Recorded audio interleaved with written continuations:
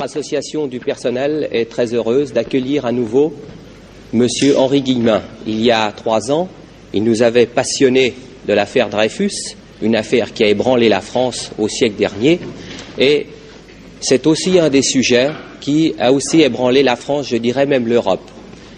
Je crois que c'est une insulte de le présenter, vous le connaissez tous puisqu'il est déjà venu ici, et pour ceux qui suivent ces conférences sur le petit écran, et je vais tout de suite lui donner la parole. Alors,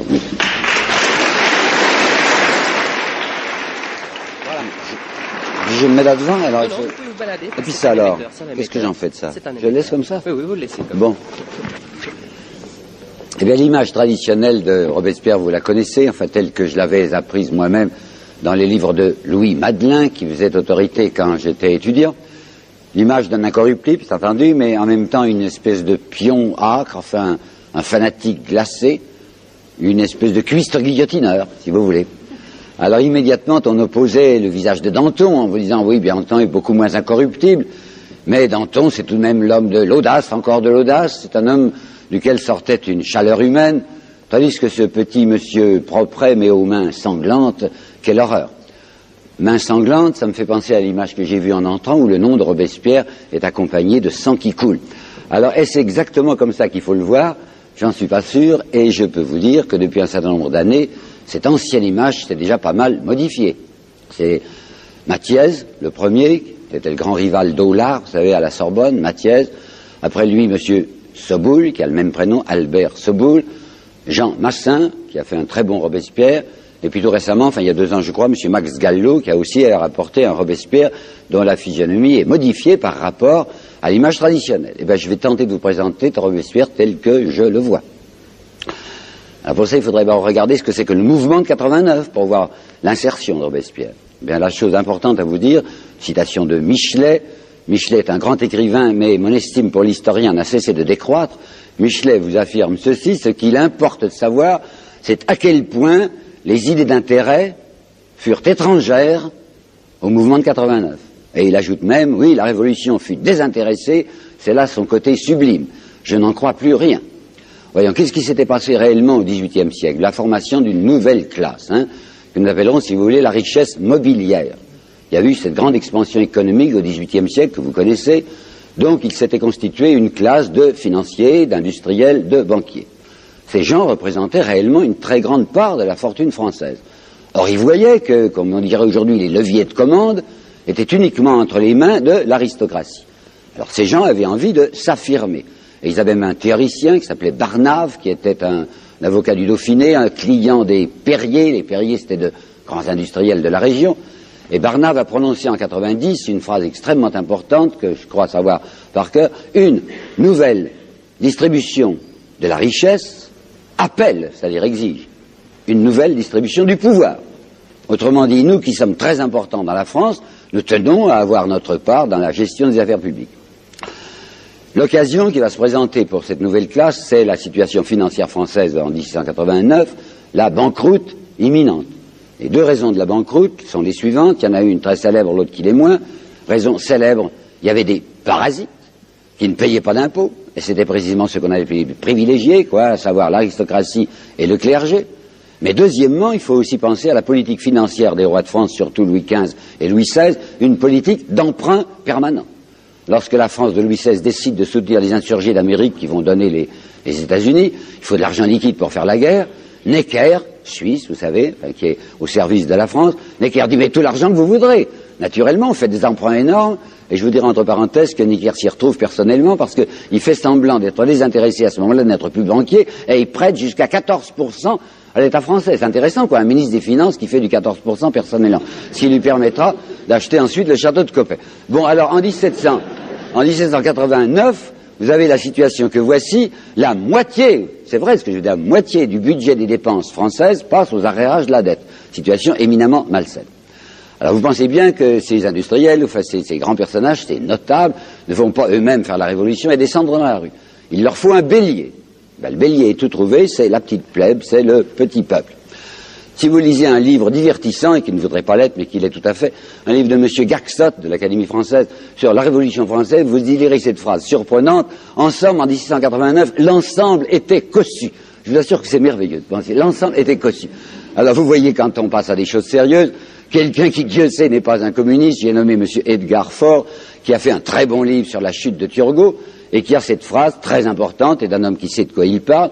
C'est vrai, la richesse française, la richesse nationale française s'était beaucoup accrue au XVIIIe siècle, et cela, écrivait Edgar Faure, avait abouti à faire les pauvres plus pauvres.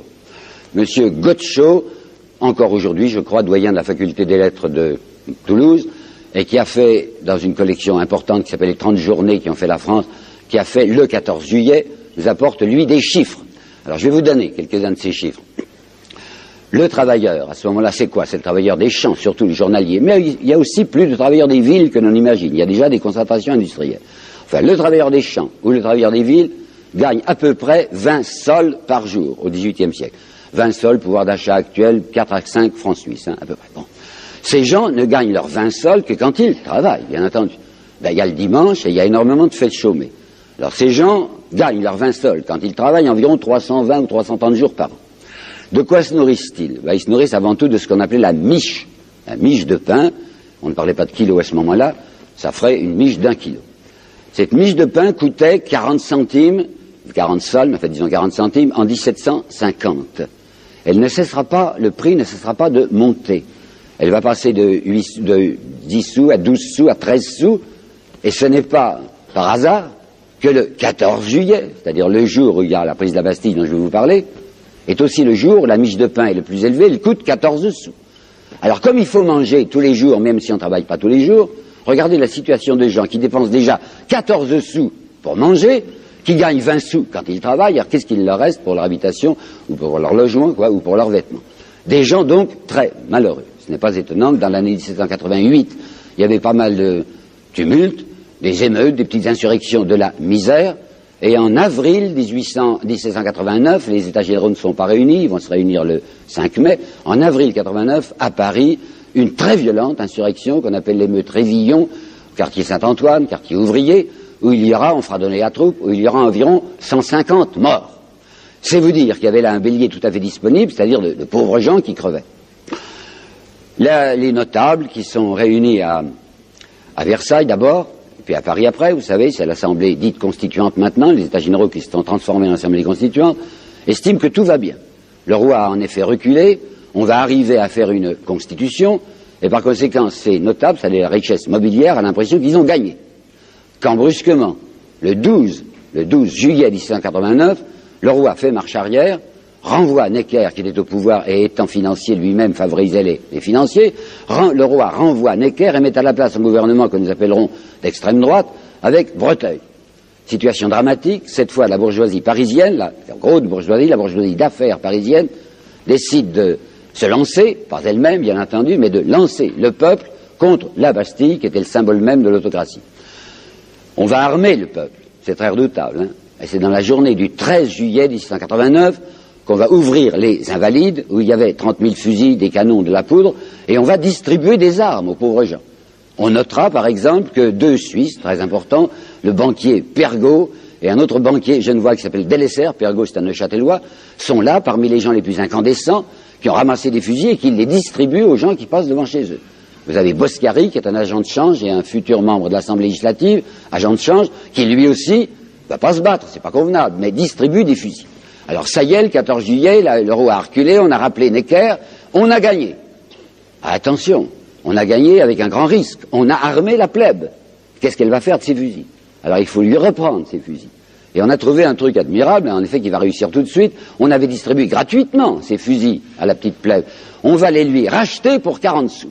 Alors la plupart des fusils reviennent, vous comprenez, les gens qui avaient touché un fusil pour rien, et on leur dit si vous rendez le fusil, vous avez 40 sous, ils rendent leur fusil aux 3 quarts. Mais comme on a peur que ça leur ait donné de mauvaises idées, on va constituer tout de suite, dès le 15 juillet, ce que l'on appelle d'abord une milice bourgeoise. Puis le mot paraît tout de même trop nu, on appellera ça une garde nationale, et la garde nationale sera une armée supplétive pour faire tenir tranquille les pauvres. Et cette garde nationale se crée à Paris et se crée aussi en province. Maintenant, comme l'affaire est gagnée, on va faire une constitution. On a annoncé que tous les Français devenaient des citoyens, mais l'abbé Sieyès fait admettre une constitution qui divise les Français en 2 classes. Il y a ceux qui payent des impôts et ceux qui n'en payent pas. On appellera tout le monde citoyen pour rire, mais il y aura les citoyens actifs et les citoyens passifs. Ça, c'est un chef-d'œuvre d'humour noir d'appeler citoyen passif, puisque le passif, c'est celui qui n'a pas le droit de vote. Alors, en somme, il n'y a que les possédants ou demi-possédants, parce qu'il y a un petit peu d'argent, qui auront le droit de vote. C'est ça, la Constitution. En plus, loi Le Chapelier de mai 1693, à savoir interdiction est faite sous peine de prison aux ouvriers, aux salariés, comme on disait déjà, de se coaliser pour, je cite, pour enchérir leur travail. Défense de se coaliser pour enchérir leur travail, c'est-à-dire interdiction est faite aux salariés, aux prolétaires, quoi, de défendre leurs intérêts. Et comme le 17 juillet 1791, les citoyens passifs se sont mêlés de ce qui ne les regardait pas, lorsque ce jour-là, après la fuite du roi à Varennes, ils ont demandé la déchéance du roi, il y avait 100 000 personnes à peu près qui étaient réunies au Champ de Mars pour signer sur un registre où les cordeliers, qui étaient des gens d'extrême gauche, avaient déposé une pétition pour que le roi soit déchu.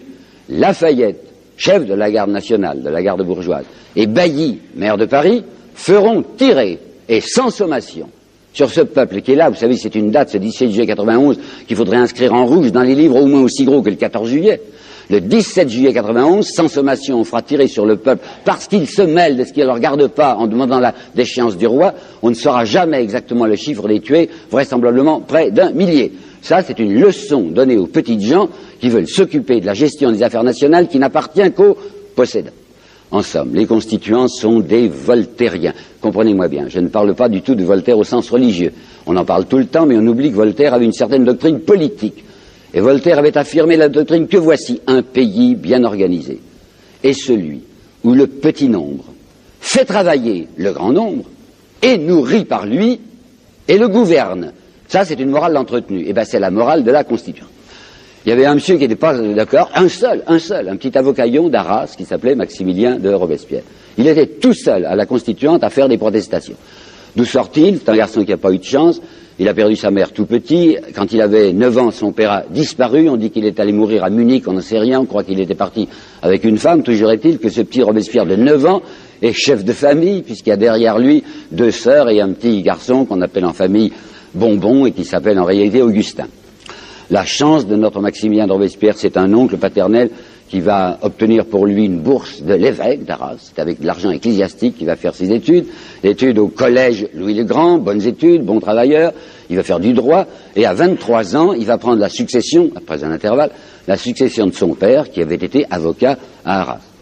On a quelques dessins de ce très jeune Robespierre, il a une figure poupine. À 23 ans, il a l'air d'un gamin, il a des yeux un peu candides, il a le nez retroussé comme Talleyrand, et il n'est pas particulièrement ni méchant ni gentil, enfin il est quelconque. C'est un garçon qui n'est pas insociable, qui va dans les bals, qui tourne le madrigal comme tout le monde, mais on se moque un peu de lui parce qu'il a une passion, il parle tout le temps de Jean-Jacques Rousseau. Pas le Rousseau des Confessions dit de la Nouvelle Héloïse, le Jean-Jacques du contrat social. Il est fou de Jean-Jacques, il vit de Jean-Jacques, il l'a vu et il le dit à tout le monde. Il était né en 58, Rousseau est mort en 78. En 78, Robespierre était encore étudiant à Paris. Rousseau était pas loin, à Ermenonville, chez le marquis du Jardin, vous savez, et le petit Robespierre lui avait demandé une audience. Eh bien, Jean-Jacques Rousseau est accepté de voir ce garçon. Je ne pense pas qu'il avait tenu des propos sublimes, mais enfin, il avait parlé. Alors Robespierre disait, j'ai vu Jean-Jacques Rousseau. Bon, les gens souriaient un peu. Mais les gens souriront moins lorsqu'ils verront un certain tract, comme nous disons aujourd'hui, que Robespierre avait répandu à la fin de l'année 88, lorsqu'il était candidat aux États généraux, candidat du tiers-État. Je vais vous lire, ce texte est tout court, là, la phrase essentielle, je vais vous le lire lentement. C'est du Robespierre 1688. La plus grande partie de nos concitoyens, la plus grande partie, est réduite par l'indigence à ce suprême degré d'abaissement où l'homme, uniquement occupé de survivre, est incapable de réfléchir aux causes de sa misère et aux droits que la nature lui a donnés. C'était terrible de demander ça, pas de dire aux gens, vous allez réfléchir aux causes de votre misère. Vous êtes des exploités, vous êtes des malheureux, prenez-en conscience. Vous comprenez que c'était terrifiant. Alors un homme qui dit des choses comme ça fait repérer tout de suite. Et même, il va encore plus loin, il va prononcer un mot terrible à la tribune, il va parler d'hypocrisie, vous entendez, hypocrisie à propos de la Déclaration des droits de l'homme. Pourquoi donc? La Déclaration des droits de l'homme votée à l'unanimité avait pour article principal, vous le savez, c'est assez souvent cité, tous les hommes naissent et demeurent libres et égaux en droit. Hein, c'est la grande phrase de la Déclaration des droits de l'homme. Tous les hommes naissent et demeurent libres et égaux en droit. Alors Robespierre dit, nous avons tous voté ça. Mais quelle application en faites-vous? L'égalité? Ah ben je ne la vois pas, l'égalité. Ces hommes qui sont tous égaux. Alors pourquoi avez-vous distingué les Français en deux groupes, les citoyens actifs et les citoyens passifs d'après leur argent? Ils sont tous libres. Ben, il y a aussi des citoyens noirs, puisque la France avait à ce moment-là encore quelques colonies, surtout dans les Antilles. Il avait demandé l'abolition de l'esclavage. Le lobby colonial, c'était extrêmement puissant à la Constituante, avec Lafayette, entre autres, s'y était absolument opposé. La Constituante a maintenu l'esclavage. Et Robespierre disait, hypocrisie de dire que tous les hommes, puisque les hommes noirs, vous voulez laisser en esclavage. Et puis il y a d'autres esclaves qui ne sont pas noirs, qui sont blancs. Ce sont ces ouvriers auxquels vous interdisez de se coaliser pour défendre leur salaire. Je dis donc le mot hypocrisie parce que ni l'égalité ni la liberté ne sont respectés par vous. Il avait compris aussi ce que c'était que la fédération. Si vous lisez notre ami Michelet, vous voyez, et qui a été beaucoup répété depuis, la fédération c'est la grande fête nationale française. Ça se passe le 14 juillet 90, les gardes nationales sont venus se rassembler à Paris, la France prend conscience de son unité, il semble, paraît-il, que le patriotisme est né ce jour-là.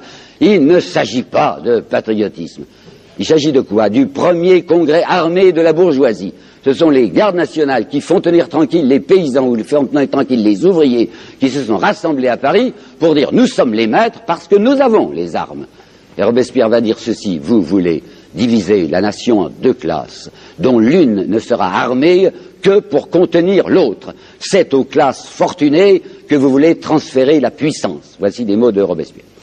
Alors vous pensez qu'il était détesté. Un type comme Mirabeau, par exemple, qui passait pour un ami du peuple et qui était vendu. Le mot que j'emploie n'est pas un mot de polémique. Il était vendu, Mirabeau, puisque nous connaissons sa vente, son achat. Ça s'est passé en octobre 1789. Il avait toutes sortes de dettes, comme vous savez, et le roi lui avait remis ce jour-là, en octobre 89, 200 000 francs cash, ce qui ferait 1 million de francs suisses aujourd'hui, cash, hein, et 6 000 francs par mois, c'est-à-dire 24 000 francs à peu près, c'est pas mal, enfin 24 000 francs par mois, pour continuer à pousser ses coups de gueule et faire croire qu'il était à gauche, mais toujours voter pour la conservation des intérêts. Bon, alors Mirabeau détestait Robespierre, l'avait repéré comme extrêmement dangereux, et comme Mirabeau était très intelligent et qu'il avait sens du pittoresque, il avait trouvé une phrase comique, mais pas mauvaise, sur Robespierre, qui répétait beaucoup. Quand M. de Robespierre monte à la tribune, il me fait penser à un chat qui a bu du vinaigre, disait-il. Quelqu'un qui n'était pas bête non plus, Dieu sait, la fille Necker, vous savez, la banquière, enfin Madame de Staël. Madame de Staël, en 1816, dira, je n'ai vu qu'une fois dans ma vie Robespierre, ses traits étaient ignobles. Oh non, pas du tout. Ses veines étaient d'une couleur verdâtre, dit-elle.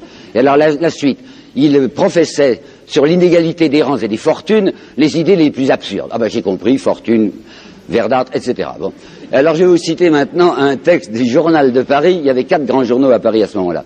Le Journal de Paris du 28 octobre 1789. C'est tout petit. C'est un compte-rendu de la séance de la veille. La séance donc du 27 octobre à l'Assemblée nationale.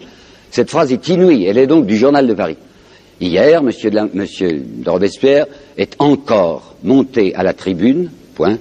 On s'est rapidement aperçu qu'il voulait encore parler en faveur des pauvres, point, et on lui a coupé la parole. Voilà comment ça s'est passé. Alors le malheureux Robespierre, quand il voit que cette révolution a pratiquement avorté, il s'aperçoit que ce que l'on a appelé la Révolution française, c'est une rixe de possédance, c'est une bagarre de nantis entre richesse mobilière et richesse immobilière, mais sur le dos de ce que Victor Hugo appellera la cariatide, c'est-à-dire les pauvres, les prolétaires, les travailleurs. Lui, il dit Robespierre, cette révolution est ratée, espérons qu'elle va reprendre sous une autre forme, et il propose une mesure suicidaire à ses collègues les députés. Il leur dit, nous devrions décider qu'on ne va pas se présenter à la législative. Vous savez, la Constitution prévoyait qu'il y avait une chambre, qui s'appelait l'Assemblée législative, on allait les lire à la fin de l'année 91, Robespierre, espérant que le changement d'un personnel politique amènerait peut-être au pouvoir des gens plus soucieux d'équité, dit, nous tous qui sommes là, on ne se représentera pas aux élections, on laissera des jeunes gens venir. Comme il fait cette proposition et qui dit, moi je ne me présenterai pas, les autres n'osent pas dire non, alors il est entendu qu'aucun membre de l'Assemblée constituante ne pourra faire partie de la législative. Oui, mais enfin, avec ces élections qui sont censitaires, puisque seuls les possédants votent, qu'est-ce que ça va donner? Eh bien, ça va donner une chambre de notables, une chambre de grands possédants. La législative est immédiatement dirigée par un groupe de têtes, on s'aperçoit que ce sont les meneurs, enfin les types particulièrement remarquables, qu'on va appeler les Girondins. Pourquoi Girondins? Parce qu'au départ, c'était un noyau de députés de la Gironde. Vous savez, il y avait Vergniaud, qui était une espèce de playboy gascon, qui avait beaucoup de succès féminin à Paris, très beau du reste, un admirable garçon. Il y avait un autre bordelais qui s'appelait Gadet, qui était pas mal, lui, seulement il parlait du nez, alors on appelait un canard. Alors il y avait Gadet, et puis il y avait Jean Sonnet. Alors il y avait donc 3 Bordelais d'abord, et puis à côté, il y avait des gens qu'on va appeler Girondiens, bien qu'ils ne fussent pas de la Gironde, parce qu'ils pensaient comme eux.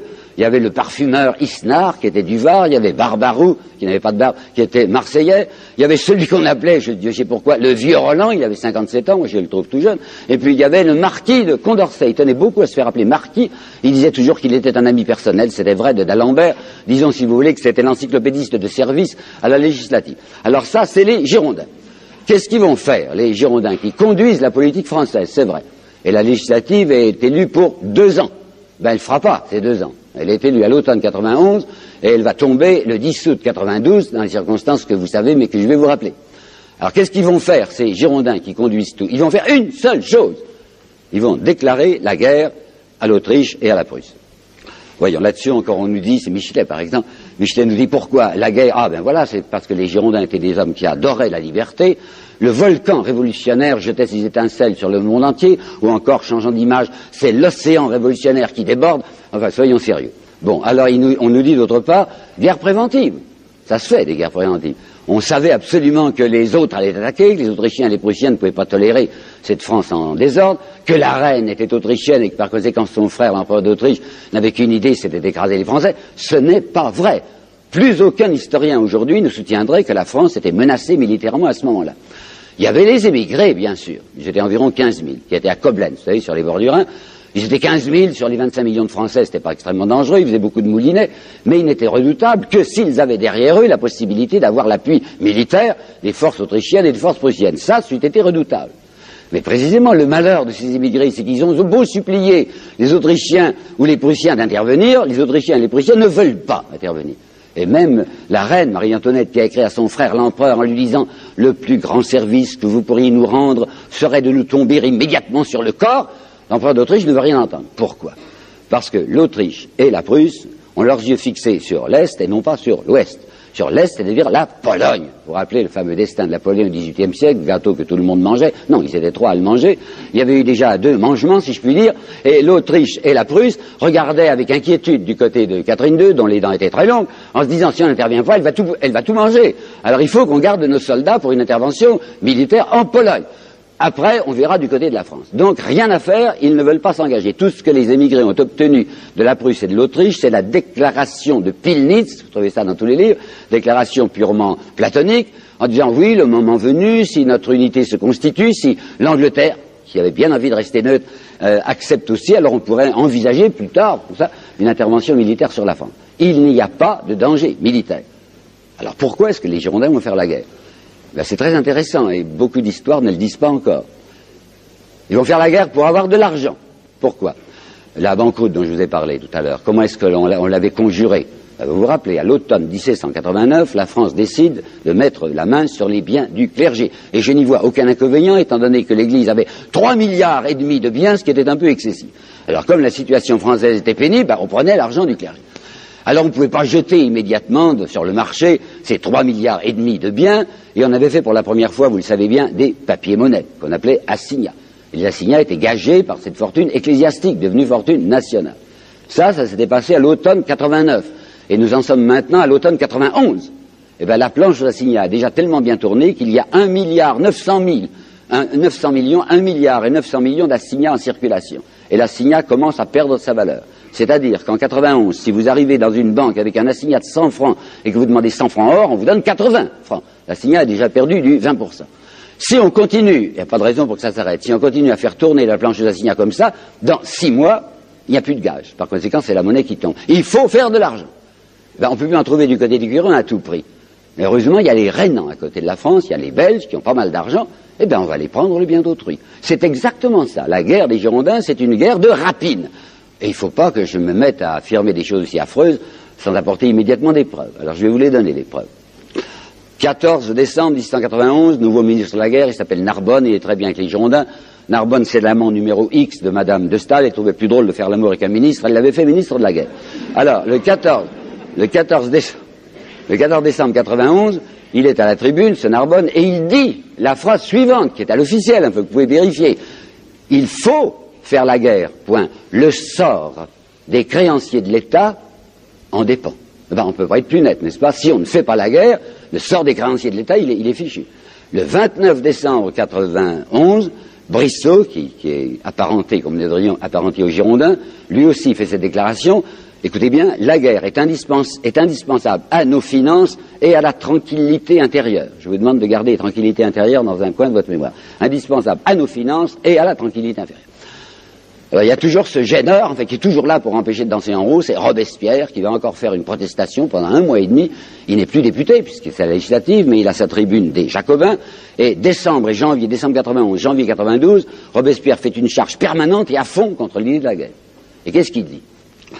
Son premier argument, c'est si vous voulez faire cette guerre d'agression, vous reniez. Pourquoi reniement? Parce que la Constituante, à un moment où vous n'avez pas besoin d'argent, avait accepté, à l'unanimité, de voter une proposition de Robespierre. Ça s'était passé en mai 90, 23 mai, je crois, 90, et Robespierre avait fait voter par la Constituante ceci: la nation française déclare solennellement qu'elle ne fera plus jamais de guerre d'agression. Ce monsieur Gaxot, dont je vous ai parlé tout à l'heure, dans ce gentil livre sur la Révolution française, dit c'était une sottise humanitaire que proposait Robespierre. Alors je vous demande de réfléchir un instant à ce qui ça serait passé si la France avait réellement fait ce que Robespierre lui demandait.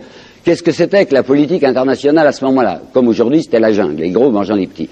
La France, je ne suis pas particulièrement chauvin, mais enfin la France, à ce moment-là, représentait la première nation d'Europe, la plus peuplée, 26 millions d'habitants, celle qui était soi-disant la plus lettrée. Eh bien, si la France avait réellement, à partir de 1790, décidé que plus jamais elle ne ferait de guerre de conquête et de guerre d'agression, il me semble qu'un pas eût été accompli dans le sens de la civilisation. Bon, alors on avait voté parce qu'à ce moment-là, il n'y avait pas de problème de guerre. Mais maintenant que la guerre s'imposait pour des raisons financières que vous avez vues, reniement, disait Robespierre, vous avez promis que la France n'attaquerait pas et elle va attaquer. Les Girondins disent, ce que répétera M. Michelet, c'est une guerre de générosité que nous faisons, c'est pour répandre nos idées. Et Robespierre disait, mais parfait, mais envoyez donc des émissaires partout, mais n'envoyez pas des soldats, parce que personne n'aime les missionnaires armés, dit-il. Et les soldats qui vont arriver avec l'idée de la liberté, soi-disant au bout de leur baïonnette, on sait très bien ce qu'ils font, les soldats. Ils vont tuer d'abord, c'est leur métier, ils vont piller, ils vont violer. C'est la meilleure façon de faire détester nos idées. Troisièmement, disait Robespierre, voyons, avec quoi voulez-vous faire la guerre? On ne fait pas la guerre avec une armée sans cadre. Il n'y a plus de cadre. Quand tout à l'heure je vous parlais des immigrés, qui étaient 15 000, c'était quoi les immigrés? C'était presque tous des officiers. Alors je vais vous donner un chiffre encore. C'était sur Bonaparte que j'ai découvert ça. Bonaparte était à ce moment-là lieutenant au 4e régiment d'artillerie, et j'ai vu dans la correspondance de Bonaparte, je vais lentement, hein, j'ai vu dans la correspondance de Bonaparte qu'en janvier 91, il y avait au 4e régiment d'artillerie 80 officiers. Janvier, 80 officiers. En novembre 91, il y a 14 officiers. Il en reste 14 sur les 80. Ben, ce qui se passait au 4e régiment d'artillerie devait se passer dans les tas de régiments. La plupart des émigrés avaient émigré, des officiers avaient émigré, donc pas de cadre. Alors Robespierre dit, vous faites la guerre dans des conditions telles que le désastre est infaillible. Et il ajoute, se rappelant ce qu'il avait vu le 17 juillet 91, quand Lafayette avait fait tirer sur le peuple, il dit, faites attention, vous avez réparti les forces françaises en 3 groupes. Il y a l'armée Rochambeau, il y a l'armée Lafayette, l'armée Luckner. Si jamais l'armée Lafayette remporte un succès, craignez que Lafayette ne transforme ses soldats en des prétoriens et ne revienne sur Paris à la tête de ses troupes pour nous imposer le gouvernement de son choix, qui serait la dictature militaire. Et dit Robespierre, il n'y a pas de pire despotisme que le despotisme militaire, ce qui n'était pas mal vu. Bon, alors maintenant, 4e remarque, il dit ce que vous proposez, c'est une guerre de diversion. Une guerre de diversion. Quoi donc? Le prix du pain avait bien baissé à la fin de l'année 89 et encore à 90, donc il n'y avait plus de problème social, les gens mangeaient à peu près. Mais voilà qu'en 91, le problème s'était de nouveau posé, soit que la récolte était déficitaire, soit que des gens aient accaparé les blés comme l'avait fait Necker, c'était une des origines de sa fortune. Necker accaparait le blé, disait il y a 10 aides, quand le prix était monté, il le remettait sur le marché à un prix supérieur. Toujours est-il que les gens ne mangeaient plus en 91. Alors de nouveau, agitation sociale. Boscari, dont je vous ai parlé tout à l'heure, l'agent de change, en février 92, arrive les yeux hors de la tête à la tribune, il est maintenant député de la législative, puisqu'il n'était pas député de la constituante, il était en même temps commerçant, l'agent de change. Bon, il avait un magasin d'épicier.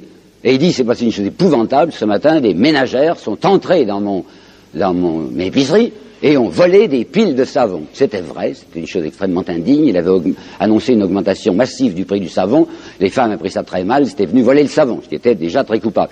Mais alors, ce qui se passe le 3 mars 92, tout à côté de Paris, c'est infiniment plus grave. C'est à Étampes que ça se passe. Les ouvriers agricoles d'Étampes, qui ne mangent pas à leur faim, sont venus trouver le maire. Le maire s'appelle Simoneau, c'était un petit industriel, c'était un tanneur. Et c'est la première fois qu'on entend parler d'un mot qui va être si célèbre pendant la Révolution. Ces gens demandent le maximum. Vous savez, aujourd'hui on dit maximum, mais ils disaient maximum, alors je prononcerai comme eux. Ça veut dire quoi le maximum? Ces gens demandent une intervention des pouvoirs publics, soit municipaux, soit départementaux, soit nationaux, pour fixer le prix de vente des denrées de première nécessité, et avant tout le prix de vente du pain. Ça, c'est inqualifiable. Les Girondins disent que c'est intolérable. Ce sont des amis de la liberté, comme vous savez. La première liberté pour eux, c'est la liberté économique. On ne doit pas intervenir sur les marges bénéficiaires.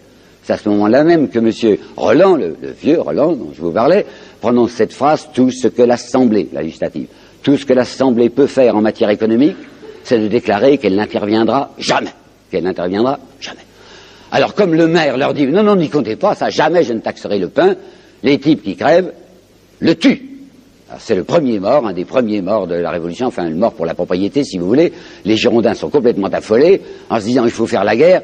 Vous vous rappelez Bristow, la guerre est indispensable à la tranquillité intérieure, puisqu'il y a une législation sociale. Il faut vite déguiser les soldats en conscrits, les jeunes gens en conscrits, les envoyer à la caserne, les envoyer sur le front, parce que nous pouvons espérer quelques résultats militaires, et surtout, ça fera une ponction sur la classe ouvrière, et tous ces petits prolétaires ne nous embêteront plus, puisqu'ils seront des soldats. Robespierre l'avait vu et le dit. Cinquièmement, dit Robespierre, vous, Girondins, qui attaquez tout le temps le parti autrichien qui est aux Tuileries, c'est vrai, il y avait un parti autrichien qui était le parti de la reine, vous ne voyez donc pas qu'en demandant la guerre, vous faites le jeu de la cour. Michelet, en 1869, dans une postface à son histoire, répondant à une attaque de Louis Blanc, Michelet dira: Monsieur Louis Blanc a repris les calomnies de Robespierre contre les Girondins qui, soi-disant, faisaient le jeu de la cour. Et Michelet n'hésite pas à écrire: la guerre, la cour en avait peur, virgule, une peur effroyable. Alors je vais vous montrer la peur effroyable que la cour avait de la guerre. Vous vous rappelez déjà ce qu'a dit Marie-Antoinette en demandant à son frère d'intervenir militairement le plus vite possible. Mais voici une phrase de Louis XVI. Elle est du 14 décembre, c'est-à-dire le même jour où il y avait le discours de Narbonne que je vous citais tout à l'heure. Le 14 décembre 91, le roi de France, Louis XVI, écrivant à son ami le baron de Breteuil, qui a été ministre pendant 2 jours, vous vous rappelez, 12, 13 et 14 juillet, et qui est maintenant réfugié à Bruxelles. Le 14 décembre 91, le roi Louis XVI, écrivant à Breteuil, lui dit: l'état physique et moral de l'armée française, l'état physique et moral de l'armée française est tel qu'elle ne peut même pas faire 6 mois de campagne. Conclusion, il faut faire la guerre le plus vite possible, parce qu'il y aura un désastre et qu'on pourra rétablir la situation telle qu'elle devait être en 1688. Alors le roi va faire que les responsables de l'affaire prennent leurs responsabilités, il va appeler un ministère girondin, et c'est un ministère girondin qui, le 20 avril 92, va déclarer la guerre à l'Autriche. Le résultat ne s'est pas fait attendre. Dès le 25, désastre, l'armée de Luckner, je dois vous dire entre parenthèses que Marie-Antoinette, par l'intermédiaire de son ex-amant Fersen, avait averti les Autrichiens du mouvement. On a le petit billet où il dit à Fersen: l'armée de Luckner va faire mouvement, avertissez qui de droit. Bon, l'armée de Luckner s'avance du côté de Tournai, 2 régiments de dragons commandés par les officiers qui étaient restés sur place, imaginant qu'ils pourraient rendre de meilleurs services en restant. 2 régiments de dragons désertent, les officiers passent du côté des Autrichiens. Les Français, sans doute pour faire aimer la Révolution, brûlent les faubourgs de Tournai avant de se retirer. C'est, si vous voulez, le front, comme on disait, comme on dit, qu'on ira depuis, qui est ouvert. Les Autrichiens peuvent foncer sur Paris, puisqu'il n'y a plus d'armée française, elle s'est volatilisée du côté de Luckner. Ils n'avancent pas. La reine et le roi se rongent les poings en disant: mais la route est libre, ils ne viennent pas. Ils ne viennent pas parce que l'affaire de la Pologne n'est pas encore réglée. Alors, faute d'intervention militaire, on peut au moins faire une intervention orale, et tout ce que le roi et la reine obtiennent, c'est le fameux manifeste de Brunswick. Tous les livres d'histoire vous en parlent. Manifeste de Brunswick, déclaration signée, rédigée, mais surtout signée, par le chef du corps expéditionnaire prussien, qui s'appelait le duc de Brunswick. Avait collaboré à la rédaction de ce document un Genevois, qui s'appelait Mallet-Dupan, je me demande ce qu'il faisait là-dedans, enfin il avait du style, alors il écrivait. Et qu'est-ce que c'était cette déclaration? C'était une mise en garde adressée aux Parisiens. Si jamais, avant notre arrivée, disaient les Austro-Prussiens, vous faites le moindre outrage au roi et à sa famille, Paris sera livré à une totale subversion. C'est extrêmement dangereux d'écrire ça, puisque les envahisseurs annonçaient qu'ils avaient partie liée avec la cour. Ils comptaient sur des Français terrorisés, se mettant à plat ventre devant eux. Le résultat a été une indignation furieuse des Parisiens en disant: enfin, ça ne passera pas comme ça. Et le 10 août 92, la plaide se jette sur les Tuileries, le roi est déchu, Robespierre, qui est membre de la commune insurrectionnelle, fait voter immédiatement le suffrage universel. Alors oui, ça c'est la Révolution. savez, quand on dit la Révolution française, il ne faut pas confondre. Hein. De 89 à 92, c'est une fausse révolution, c'est la réformette dont je vous ai parlé, la bagarre des nantis, mais à partir de 1792, c'est la Révolution. Et Madame de Staël s'y trompera si peu que dans ses considérations sur la Révolution française de 1816, elle écrira « Dès lors, la Révolution changea d'objet. Les gens de la classe ouvrière s'imaginèrent que le joug de la disparité des fortunes allait cesser de peser sur eux. » Et en d'autres termes, plus imagés, Chateaubriand dira dans une phrase trop peu citée que je trouve admirable des Mémoires d'Outre-Tombe, à partir du 10 août 92, les sabots frappaient à la porte des gens à souliers. Bon, suffrage universel. Qu'est-ce que peut bien être le suffrage universel dans cette France qui est presque totalement analphabète? Il y a 85% des Français qui ne savent ni lire ni écrire. Parce que quand on annonce suffrage universel et tout le monde peut voter, très très peu de gens votent. Il y avait environ 5 millions ou 5 à 6 millions d'électeurs qui pouvaient être inscrits, enfin qui étaient des Français qui avaient âge de voter. Il y aura 1 300 000, pas plus, qui voteront. La plupart ne votent pas, ils ne comprennent pas de quoi il s'agit, ces pauvres paysans. Et ceux qui vont voter, ce sont ceux qui sont encore dociles à leurs notables, les nouveaux notables, les aristocrates sont partis, c'est des bourgeois qui ont acheté les châteaux. Alors les bourgeois disent, voilà comment il faut voter. Résultat, sur les 750 membres de la nouvelle Assemblée, cette nouvelle Assemblée qu'on aurait dû appeler la Constituante numéro 2, puisqu'une constituante c'est fait pour faire une constitution et qu'il y a une constitution républicaine à faire maintenant. Mais on n'avait pas encore l'idée de répéter constituante, ça c'est réservé pour des conciles, de mettre un numéro 1, Vatican I, Vatican II. Alors on avait trouvé, à cause de l'américanisme en vogue, on avait trouvé un mot anglais, convention, mais les Français ne savaient pas, alors ils disaient tous convention, hein, alors c'est entendu en faire une convention. Alors pour les élections à la convention, pour les 750 membres, alors que toute la France rurale et artisanale vote, sur 750 membres, il y a 2 représentants de la classe ouvrière. Il y a un quart d'heure de laine de Reims qui s'appelle Armonville et un ouvrier armurier de Saint-Étienne qui s'appelle Noël Pointe. C'est tout. Tout le reste, c'est des bourgeois, c'est des notables. Avec les Girondins qui sont là plus virulents que jamais et avec les anciens de la Constituante qui cette fois ont le droit de se présenter. Alors on voit reparaître le Bressy d'Anglas, le Sieyès, en fait tout le vieux personnel est là. Robespierre, qui se rend compte que c'est extrêmement dangereux et qui n'obtiendra pas grand-chose, annonce que, puisqu'on fait une constitution républicaine, il faut mettre un certain article dans cette constitution républicaine sur la propriété. Robespierre et la propriété. J'ai lu dans un certain nombre de livres que Robespierre était un pré-communiste. Moi, je croyais que le communisme était un collectivisme, c'est-à-dire que c'est la nation qui s'empare des éléments de production. Jamais Robespierre n'a songé à ça. Robespierre est rousseauiste, si vous avez eu le contrat social qui, de ce côté-là, est assez enfantin. L'idée sociale de Rousseau, c'est que répartition assez équitable de propriété, chacun son petit lopin de terre. Ben, c'est ça la pensée de Robespierre. Seulement, si Robespierre n'est en rien collectiviste, il dit que la propriété doit connaître des limites. Alors, dans un certain discours, il déclare ceci.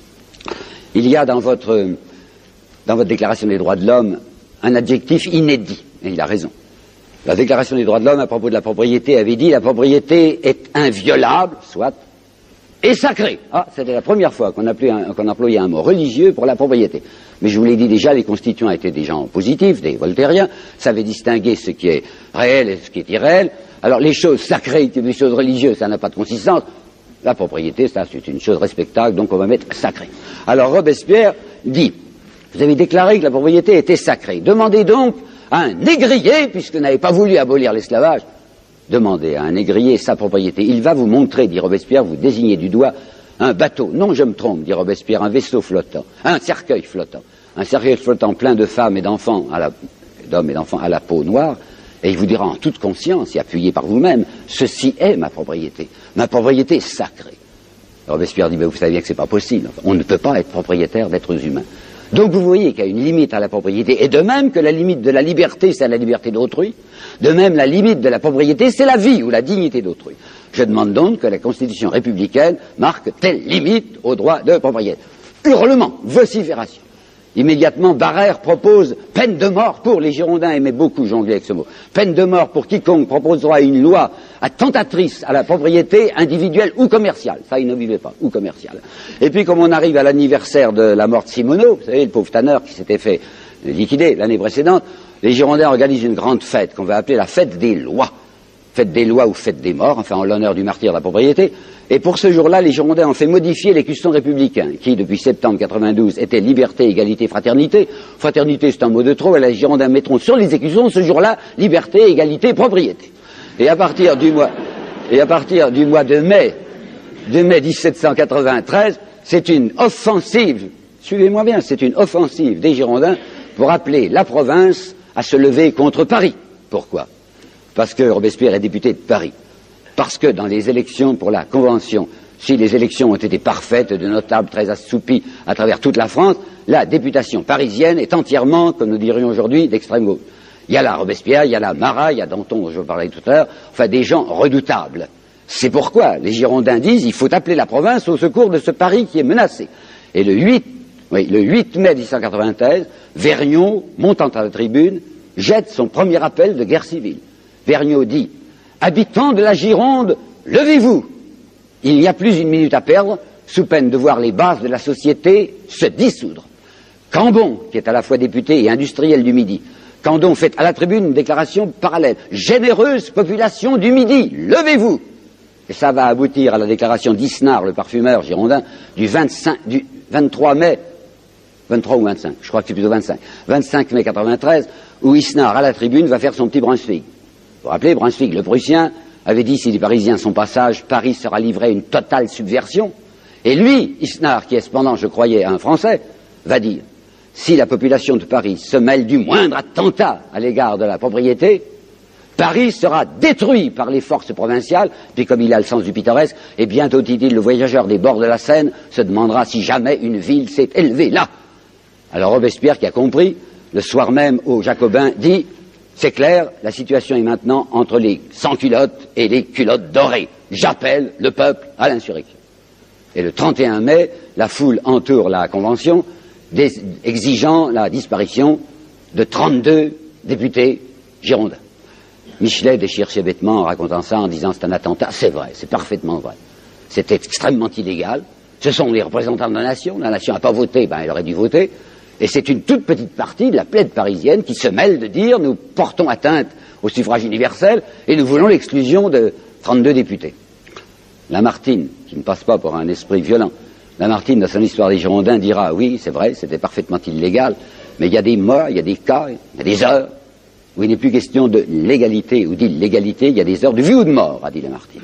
Or, le 31 mai 1893, la situation de la France était telle que si on n'avait pas agi contre les fauteurs de guerre civile, puisque les Girondins appelaient à la guerre civile, c'était non seulement la fin de la République, mais aussi la fin de la France, signé Lamartine.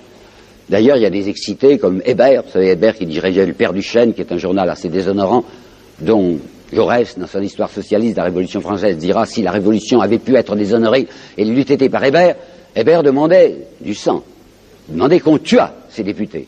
Et c'est Robespierre, écoutons du reste, qui s'y sont absolument opposés en disant ah non, surtout pas une goutte de sang, je ne demande même pas qu'on les mette en prison. Robespierre disait nous les excluons, qui est déjà très raide, 32 députés qui sont exclus, on leur demandera simplement de donner leur parole d'honneur qu'ils ne quitteront pas leur maison, pour les aider à tenir leur parole d'honneur, mettre un gendarme dans la maison, mais enfin, ils seront là, quoi, chez eux, tranquillement chez eux. C'est vrai que Lamartine a raison, il faut que je vous rappelle, la situation de la France à ce moment-là, c'était une des pires que mon pays ait jamais connue. Robespierre s'était méfié des généraux et il avait quelques raisons parce que Lafayette, qui commandait un des 3 corps d'armée, quand il avait vu arriver le 12 août, c'est-à-dire la République, avait trouvé cette République inacceptable, et le 19 août 92, donc 9 jours après l'insurrection parisienne, ce chef de corps d'armée française avait déserté. Robespierre était passé de l'autre côté. Il n'avait pas offert ses services à l'ennemi, mais il avait dit je ne me bats plus, je ne veux plus défendre un pays qui ne m'intéresse pas. Mais Dumouriez, l'année suivante, avait fait bien pire. Le 4 avril 93, Dumouriez, qui lui n'était pas simplement responsable comme Robespierre d'une partie du front, comme Lafayette d'une partie du front, mais de tout le front français, après l'échec qu'il avait subi le 18 mars à Neerwinden, était passé du côté des Autrichiens, entraînant avec lui tout son état-major dans lequel il y avait un certain petit duc de Chartres qui deviendra Louis-Philippe. L'entrée du roi Louis-Philippe dans la politique française, c'est sa trahison avec Dumouriez.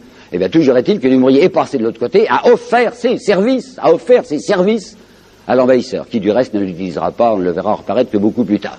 Le front était crevé, et à ce moment-là, l'affaire de Pologne était réglée. Et cette fois, les Austro-Prussiens vont avancer. Bon, alors, péril terrible sur Paris.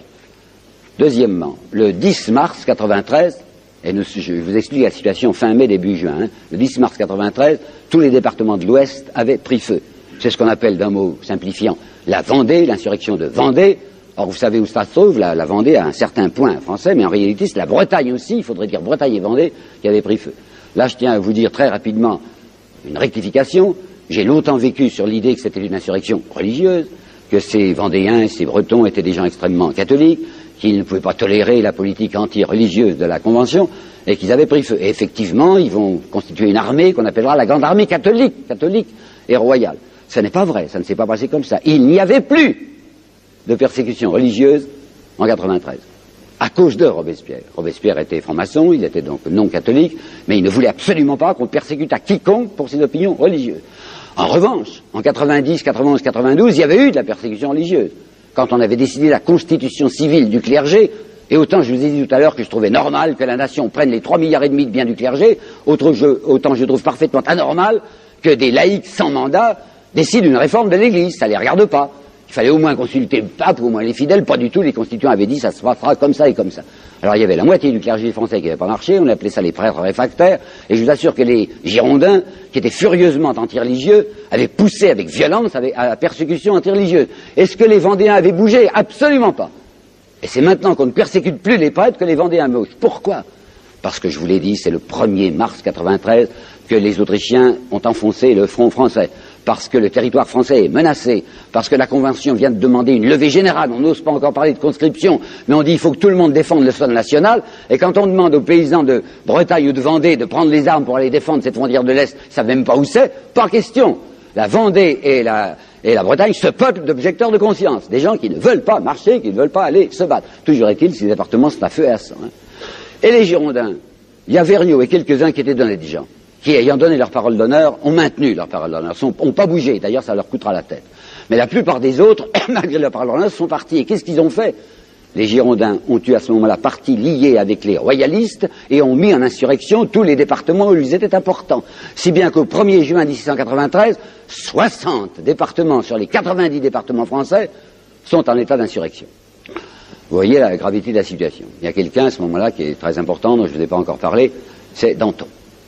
Je n'en ai pas parlé parce que je réservais pour maintenant, et c'est en effet à partir de 93 qu'il va avoir un grand rôle. Autant Robespierre était un fanatique, qui a une certaine idée, enfin il a une doctrine, il a une doctrine sociale, autant il est impossible de savoir quelles sont les idées politiques de Danton. Danton n'en a pas. Danton, c'est un opportuniste. Danton, c'est quelqu'un qui a fait un riche mariage, il épouse une cabaretière de Paris qui avait une propriété à Sèvres, enfin un monsieur déjà opulent, il sort pas de rien, lui, Pierre Robespierre n'avait pas le sou, tandis que Danton, son père qui était procureur à Arcis-sur-Aube, avait déjà une certaine fortune, et on voit Danton considérer surtout la Révolution comme une occasion d'avancement personnel, je dirais, si vous voulez, au trouble bonne pêche. Et effectivement, Danton, qui est un disciple de Mirabeau, va être lui aussi acheté. Ne croyez pas que je fais de la polémique. Preuve, le 10 mars 91, Mirabeau est encore vivant, il n'en a plus pour longtemps. Ça, il va mourir le 2 avril, il va mourir entre deux putains, enfin on meurt comme on peut, mais il était encore vivant le 10 avril. Eh bien le 10 avril 91, Mirabeau écrivait à Lamarque. Lamarque, c'était un monsieur, un Belge du reste, qui était chargé par le roi de gérer sa liste civile. Le roi avait une belle liste civile, 25 millions de l'époque, ça fait plus de 100 millions d'aujourd'hui, c'était pas mal. Alors avec cette liste civile, il pouvait se payer des collaborateurs. Mais évidemment, plus les consciences étaient élevées, plus le prix était cher. Vous avez vu ce qu'avait coûté la conscience de Mirabeau, à peu près 1 million. Alors le 10 mars 91, Mirabeau écrit à Lamarque, selon vos instructions, hier 9 mars 91, j'ai remis 30 000 livres à M. Danton. Donc Danton est acheté par la cour en secret. Et c'est là où, vous savez, souvent on me dit, vous êtes l'homme des petits papiers, il ne faut pas regarder ça. Les petits papiers, ça apprend des tas de choses. Et M. Mathiez avait été voir les petits papiers d'Arcis-sur-Aube, là où Danton avait sa origine familiale. Et il a trouvé qu'à la fin de l'année 91 et début de l'année 92, Danton s'était très joliment arrondi. Il avait acheté l'ancien prieuré ecclésiastique de Nuisements, il avait acheté Saint-Jean-du-Désert, il avait acheté une magnifique gentilhommière au centre d'Arcis-sur-Aube avec de vastes communs et de grandes dépendances et un beau parc, juste à côté du pont d'Arcis-sur-Aube. Enfin, la Révolution rapportait. On sait par Alexandre Lameth, dont les mémoires parurent sur la Restauration, que Danton politiquement disait comme ceci: je déteste leur sale démocratie, à propos de Robespierre, sale démocratie, je ne veux pas de leur république de Visigoth. Voilà la politique Danton. Danton était très intéressé par les affaires de fournitures militaires. Aujourd'hui c'est fini, on ne s'enrichit plus dans les fournitures militaires, mais à ce moment-là vous n'imaginez pas ce qu'on faisait. Il y avait un certain abbé, l'abbé d'Espagnac, dont monsieur Mathiez a suivi les comportements. L'abbé d'Espagnac, qui était un fournisseur militaire, se faisait, suivez-moi, je vous dis les chiffres fournis par M. Mathiez, se faisait de 5 à 6 millions de l'époque, et pas, il ne se faisait jamais payer un assignat, hein, toujours numéraire, 5 à 6 millions par mois de bénéfices dans les fournitures d'Israël. C'était le meilleur ami de Danton. Danton ne le quittait pas. Et dès que Dumouriez était entré en Belgique, Danton et Dumouriez étaient en cheville. Danton faisait des voyages permanents entre la Belgique et la France. Il avait eu un incident à Béthune un jour où il rentrait dans sa petite calèche personnelle, suivi de 2 fourgons. Les douaniers inconvenants lui avaient demandé d'ouvrir les fourgons. On avait trouvé un fourgon plein de dentelles, un autre fourgon qui était plein d'argenterie. Qu'est-ce que c'est? Danton avait dit ça, c'est des biens nationaux. Ah bon, biens nationaux. Alors il était rentré et cet homme, cet Danton dont je vous parle, avait décidé que la situation devenant très dramatique, et allant devenir très dramatique, il était important peut-être qu'il en profitât. Alors il s'était fait nommer au comité de salut public, que l'on avait créé le 6 avril 1893, et il était devenu pratiquement le personnage le plus important. En avril 80.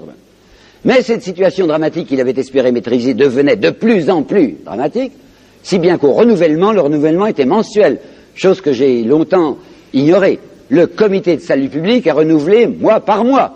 Quand on nous dit qu'il a une dictature, minute, et il a une dictature morale, mais il est perpétuellement contrôlé par la Convention, puisque tous les mois, il est ou reconduit ou changé. Le 10 juillet 93, il y a renouvellement du comité de salut public. La situation est devenue tellement tragique que Danton se dit, il faudrait peut-être mieux pour l'instant que je m'esquive, que je me place dans la coulisse. Il ne peut pas le dire ouvertement, il a son idée derrière la tête et il explique à ses camarades, c'était un homme, vous savez, très jovial, qui tapait sur le ventre de tout le monde, qui les tutoyait, qui racontait beaucoup d'histoires graveleuses. Enfin, il avait une grande popularité et il venait de se remarier. Il avait perdu sa première femme, la Cabaretière, en février 93.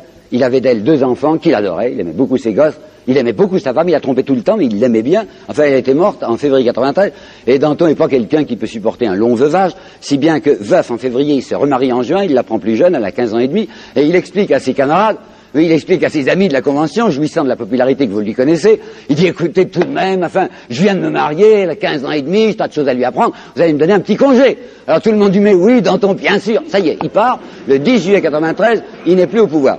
Et Danton a dit, le seul qui soit digne de me remplacer, c'est Robespierre. C'est un beau cadeau à faire à Robespierre que de lui confier le pouvoir dans une situation pareille. Robespierre se dérobe. Il refuse d'entrer au comité de salut public. Il y a peut-être une raison de peur, oui, parce que la situation était trop dramatique, mais il y a une autre raison que je n'ai appris que dans le livre de Massin, qui est extrêmement éclairant, c'est la santé de Robespierre. Je crois, il me semble bien, que Robespierre devait être un tuberculeux. Le 12 juin, aux Jacobins, il avait dit, je crois que je vais démissionner. Il y a 5 ans que cet homme était sur la brèche, il est tout le temps fiévreux, je n'ai plus la force de continuer mon travail, avait-il dit. Le 12 juin. Puis il avait fini par ne pas donner sa démission, il refuse d'entrer au pouvoir le 10 juillet, il a honte, et le 27 juillet, une vacance vient de se produire, un nommé Gasparin s'est retiré du comité de salut public, tout le monde à l'Assemblée crie, allez, Danton, allez, Robespierre, à vous. Il y entre, il va rejoindre les 3 qu'il avait délégués avant lui, c'était Couthon, c'était Saint-Just, c'était Bon-Saint-André, le pasteur Bon-Saint-André, qui est un homme très remarquable sur lequel il n'y a pas encore d'études suffisantes, il va rejoindre ses camarades au comité de salut public le 27 juillet 93, et peut-être savez-vous déjà que quand on va le tuer, le 9 Thermidor, c'est le 27 juillet 94. Donc quand Robespierre entre au pouvoir, il a très exactement 1 an à vivre, et pas un jour de plus. Alors c'est peut-être le moment de regarder d'un peu plus près ce gringalet aux yeux pâles. Eh bien, il habite chez un menuisier, Duplay, vous savez, c'est à partir d'octobre 91 qu'il est là. Les Duplay, papa Duplay, maman Duplay, 2 filles Duplay et un garçon qui s'était engagé, qui avait déjà une jambe de bois, disaient à Robespierre, pour lequel ils avaient une estime passionnée, monsieur Robespierre, venez chez nous. Robespierre a dit, oui, si vous voulez, mais alors je paye. Oh, pas question, avait dit Duplay, quel honneur. Et en effet, les Duplay n'étaient pas pauvres. On dit menuisier, c'est vrai, mais c'était pas un artisan menuisier, c'était un patron menuisier qui avait 8 ouvriers. Alors Robespierre accepte d'aller vivre chez eux à condition de payer son entretien. Ils sont très embêtés, mais Robespierre payera, il y tient bien.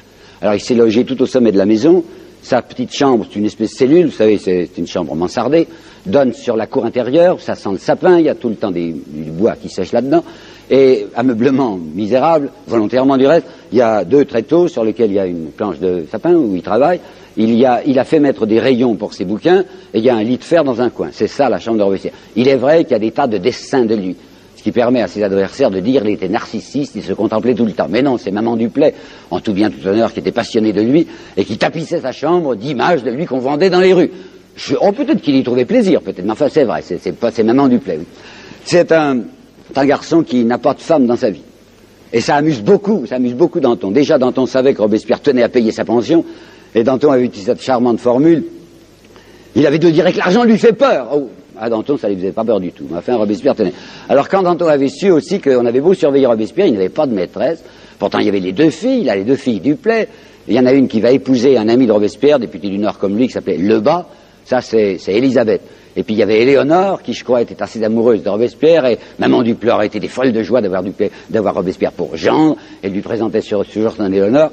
Et d'après les mémoires d'Élisabeth, il aurait dit à un moment que peut-être, il se marierait après, disait-il. Et je suis convaincu que quand il disait après, il mentait, qu'il sentait qu'il n'y aurait pas d'après, ou bien qu'il allait y perdre la vie, ou bien qu'il allait mourir de sa tuberculose.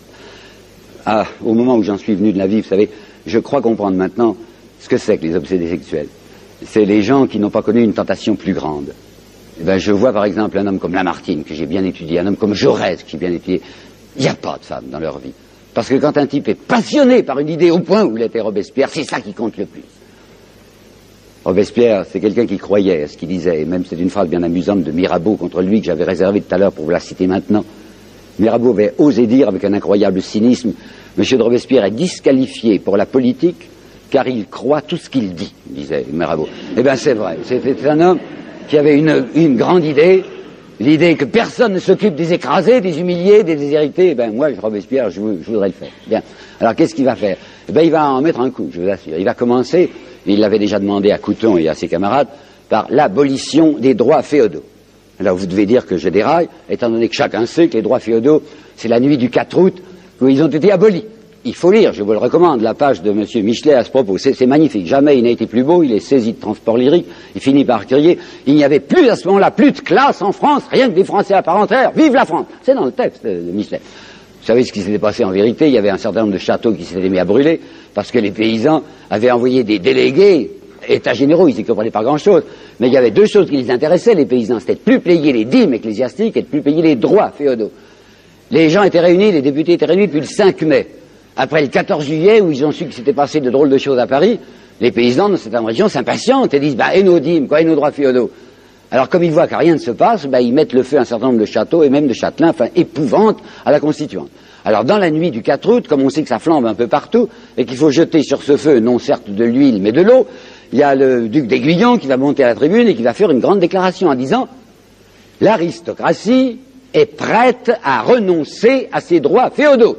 Ce qui fait que les journaux le lendemain, avec des manchettes, il n'y en avait pas, mais enfin un gros caractère, vont dire l'aristocratie est prête à renoncer à ses droits féodaux. Et tout le monde croit que ce jour-là, l'aristocratie y avait renoncé. Mais il faut regarder le texte. Qu'est-ce qu'il avait dit, le duc d'Aiguillon et le duc de Noailles aussi, qui avait parlé ce jour-là?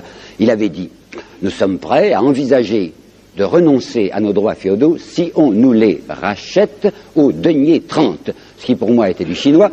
Le denier 30, ça voulait dire, si un paysan vient demain chez nous avec 30 annuités de droits féodaux, eh bien c'est fini, il ne paiera plus jamais. Vous voyez un paysan en France qui s'amenait avec 30 annuités de droits féodaux? C'était une énorme plaisanterie, mais ça avait fait croire aux paysans que les droits féodaux étaient supprimés, si bien que les châteaux ne brûlaient plus, enfin qu'une certaine tranquillité était venue. Mais les aristocrates continuaient, ou les successeurs des aristocrates, continuaient à demander leurs droits féodaux. Alors Robespierre, maintenant au pouvoir, dit abolition des droits féodaux. Plus de rachat, abolition. 1. 2. Il voudrait bien faire établir le maximum. Mais comment voulez-vous qu'on fasse établir le maximum par une chambre qui est remplie de grands possédants et de grands notables?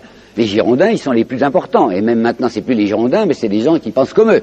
Robespierre va uniquement obtenir quelque chose qui est déjà un petit point, à savoir peine de mort, contre les accapareurs de denrées de première nécessité.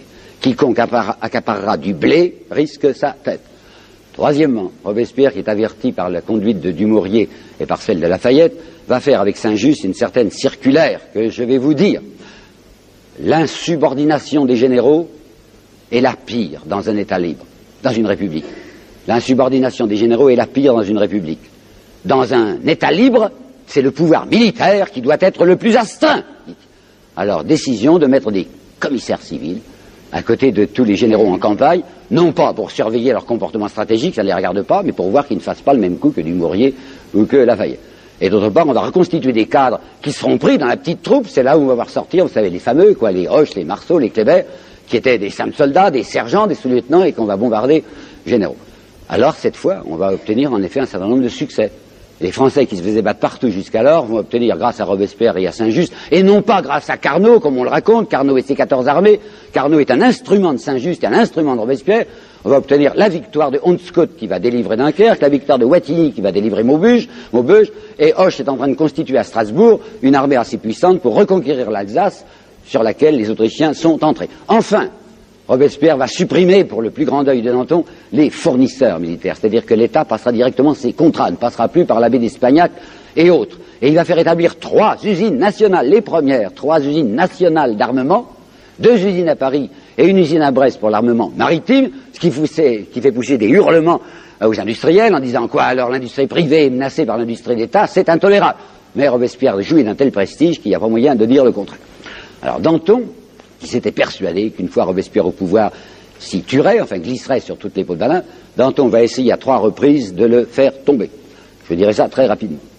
Danton va commencer le 1er septembre par une opération étrange que voici. Le 1er septembre, une nouvelle arrive à Paris et je reconnais qu'elle était énorme. Robespierre s'était méfié des généraux à juste titre, et il avait oublié, ce qui était un grand tort, il avait oublié les amiraux.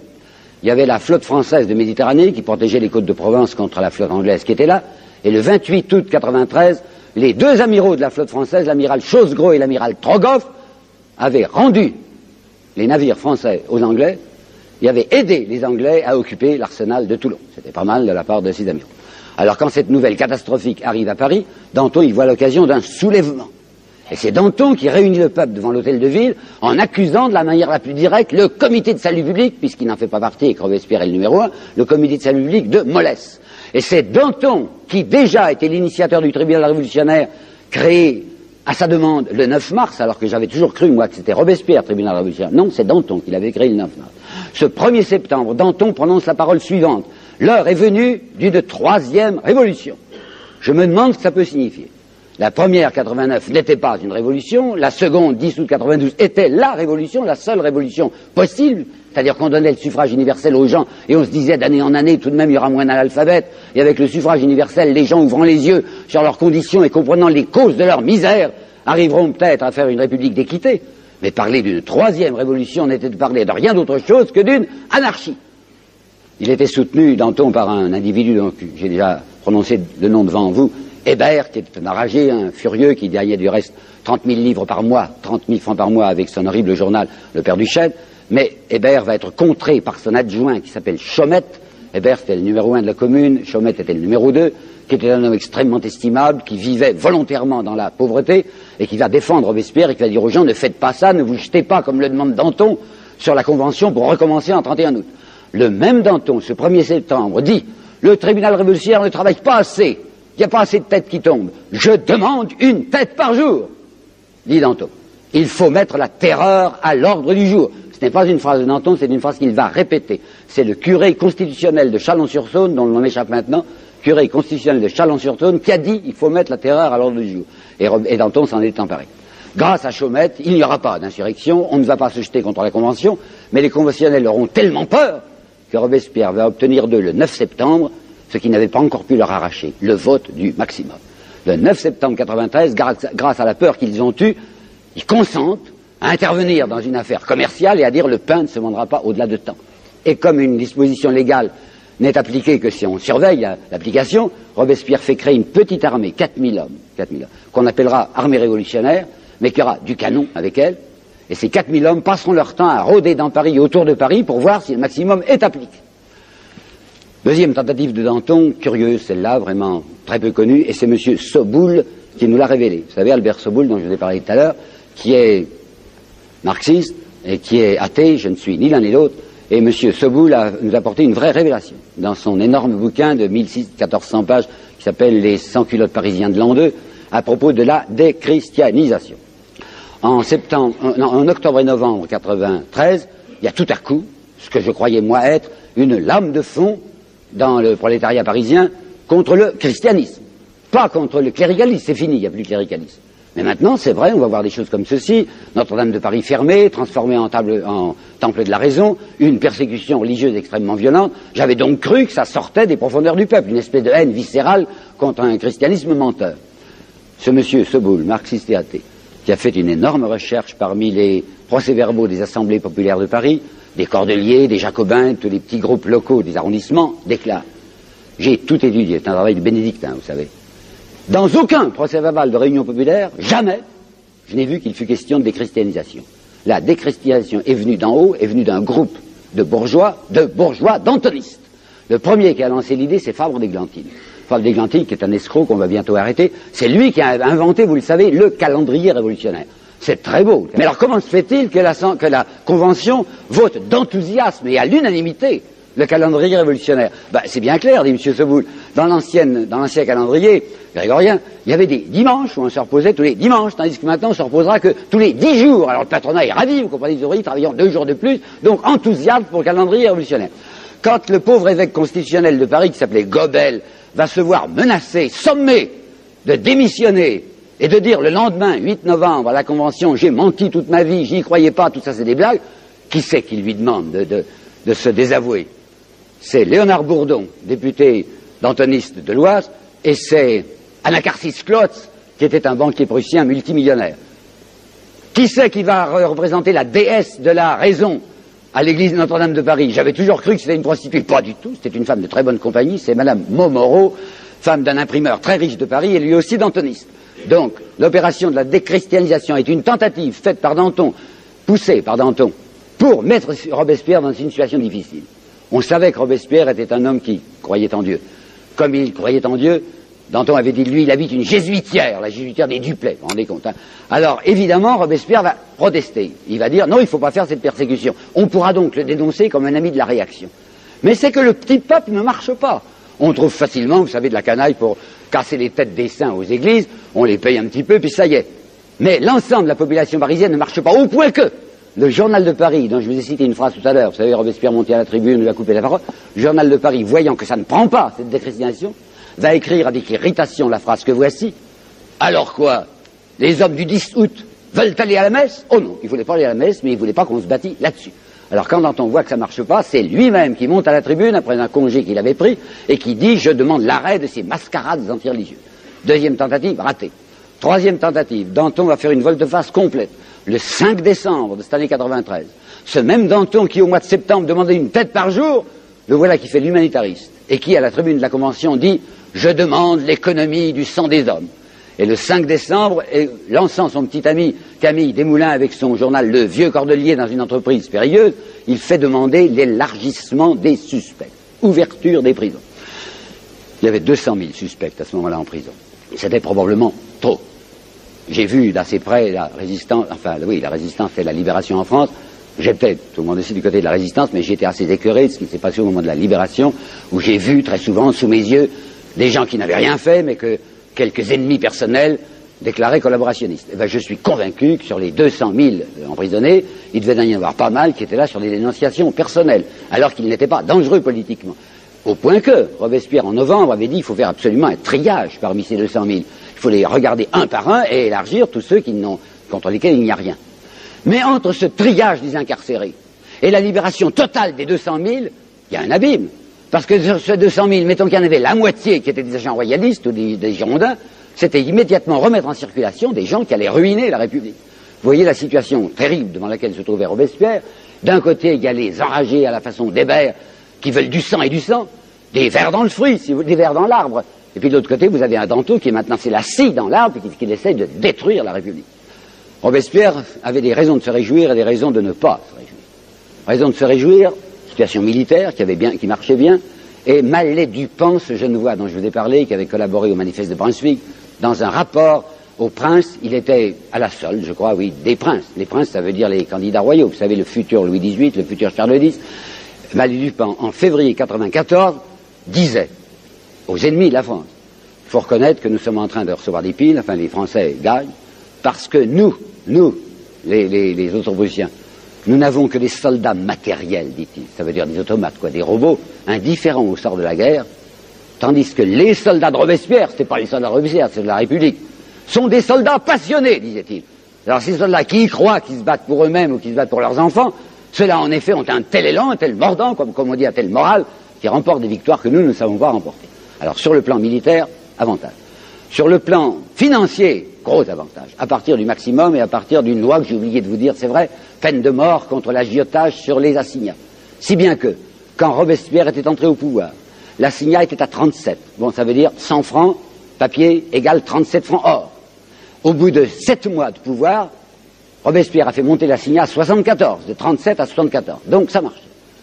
Mais il y a d'autres trucs qui ne marchent pas. En particulier, Robespierre a vu devant lui Cambon, chef du comité des finances, qui a fait une singulière déclaration. Autre chose que vous ne savez sans doute pas, et que je ne savais pas moi, enfin peut-être que vous saviez, ces comités sont indépendants les uns des autres. Ne croyons pas qu'il y a le comité de salut public qui coiffe tout, il y a la convention qui coiffe tout, qui contrôle tout, et puis il y a des comités parallèles. Comité de salut public pour les affaires générales, comité de sûreté générale pour la police, comité des finances, comité des subsistants. Cambon, l'industriel Cambon, est à la tête du comité des finances. Il avait fait le 24 août 93 quelque chose de bien, il avait créé le grand livre de la République, grand livre de la dette, comme on dit, pour montrer que la République française gérait ses finances un peu mieux que la monarchie, excellent. Mais voilà qu'au début de l'année 94, il fait à la Convention une déclaration que Robespierre ne comprend pas. Là aussi, je vais parler plus lentement. Cambon dit, nous allons distinguer, parmi les créanciers de l'État, entre ceux qui reçoivent moins de 1000 francs de pension par an et ceux qui reçoivent plus de 1000 francs. Ceux qui reçoivent moins de pension, on leur payera leur pension en assignat. Et ceux qui reçoivent plus de 1000 francs, on leur payera en numéraire.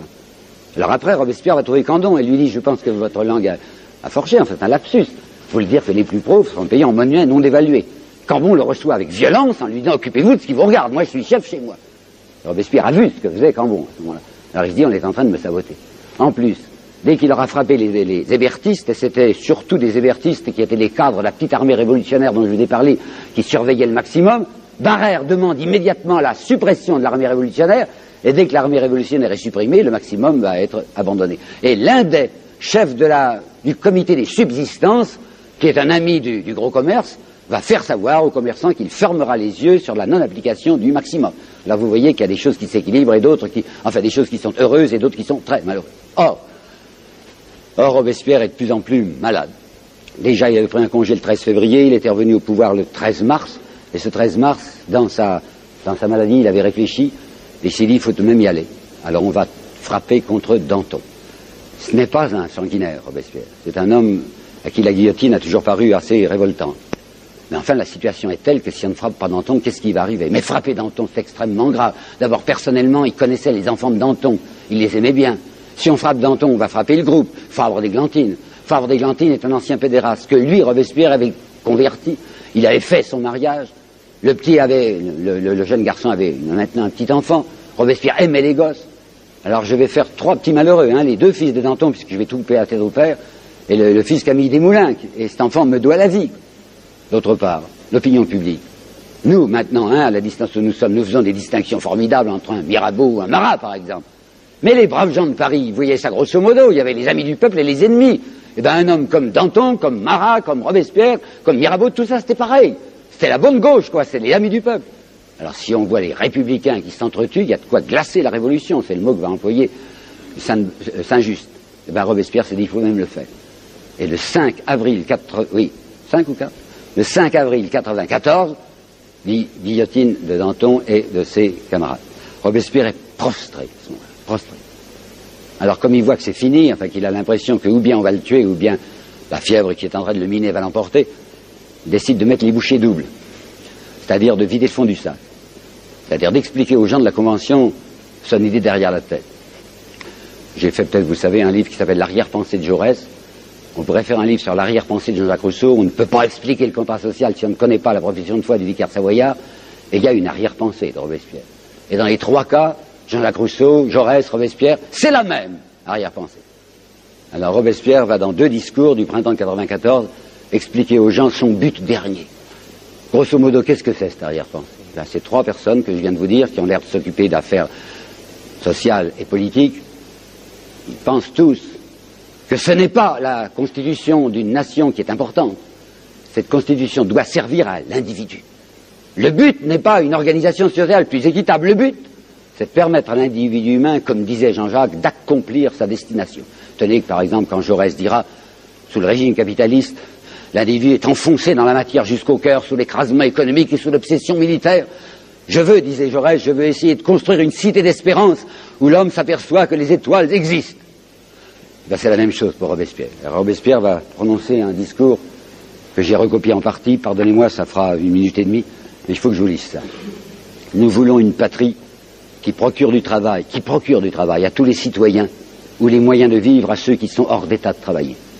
Nous voulons une cité où les transactions seront la circulation de la richesse, et non pas le moyen pour quelques-uns d'une opulence fondée sur la détresse des autres. Nous voulons une organisation humaine, ça c'est l'enfantillage de Robespierre, nous voulons une organisation humaine où les mauvaises passions seront enchaînées, l'égoïsme, la cupidité, la méchanceté. Nous voulons substituer la droiture aux bienséances, substituer le mépris du vice au dédain du malheur, j'aime mieux la suite, substituer les braves gens à la bonne compagnie. Nous voulons une demeure des hommes où toutes les âmes s'agrandiront. Nous voulons accomplir les destins de l'humanité. Et à la suite de ce discours, c'est là où il fait sa proposition folle peut-être, où il dit « Je voudrais que la nation française reconnaisse l'existence d'un être suprême. » Parce que si la nation française dit qu'elle reconnaît l'existence d'un être suprême, la première conséquence de cette proclamation sera que la nation française s'engagera du même coup à travailler pour la justice, à défendre les opprimés et à respecter les misérables. Alors effectivement, le jour de la Pentecôte, ça lui sera assez reproché. Mais dans le nouveau calendrier, ça n'apparaissait pas. C'était le 10 prairial. Le jour de la Pentecôte 94, il y aura cette fête de l'être suprême. La plupart des livres que j'ai lus la ridiculisent. Et je comprends bien qu'elle ait des côtés ridicules.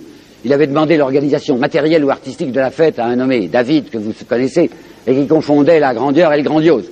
Alors David avait décidé de mettre au sein du Champ de Mars une énorme statue de l'athéisme, et puis on la brûlerait, cette statue, mais parce qu'elle serait en carton, mais dedans il y aurait une statue en dur, qui serait la statue de la sagesse humaine.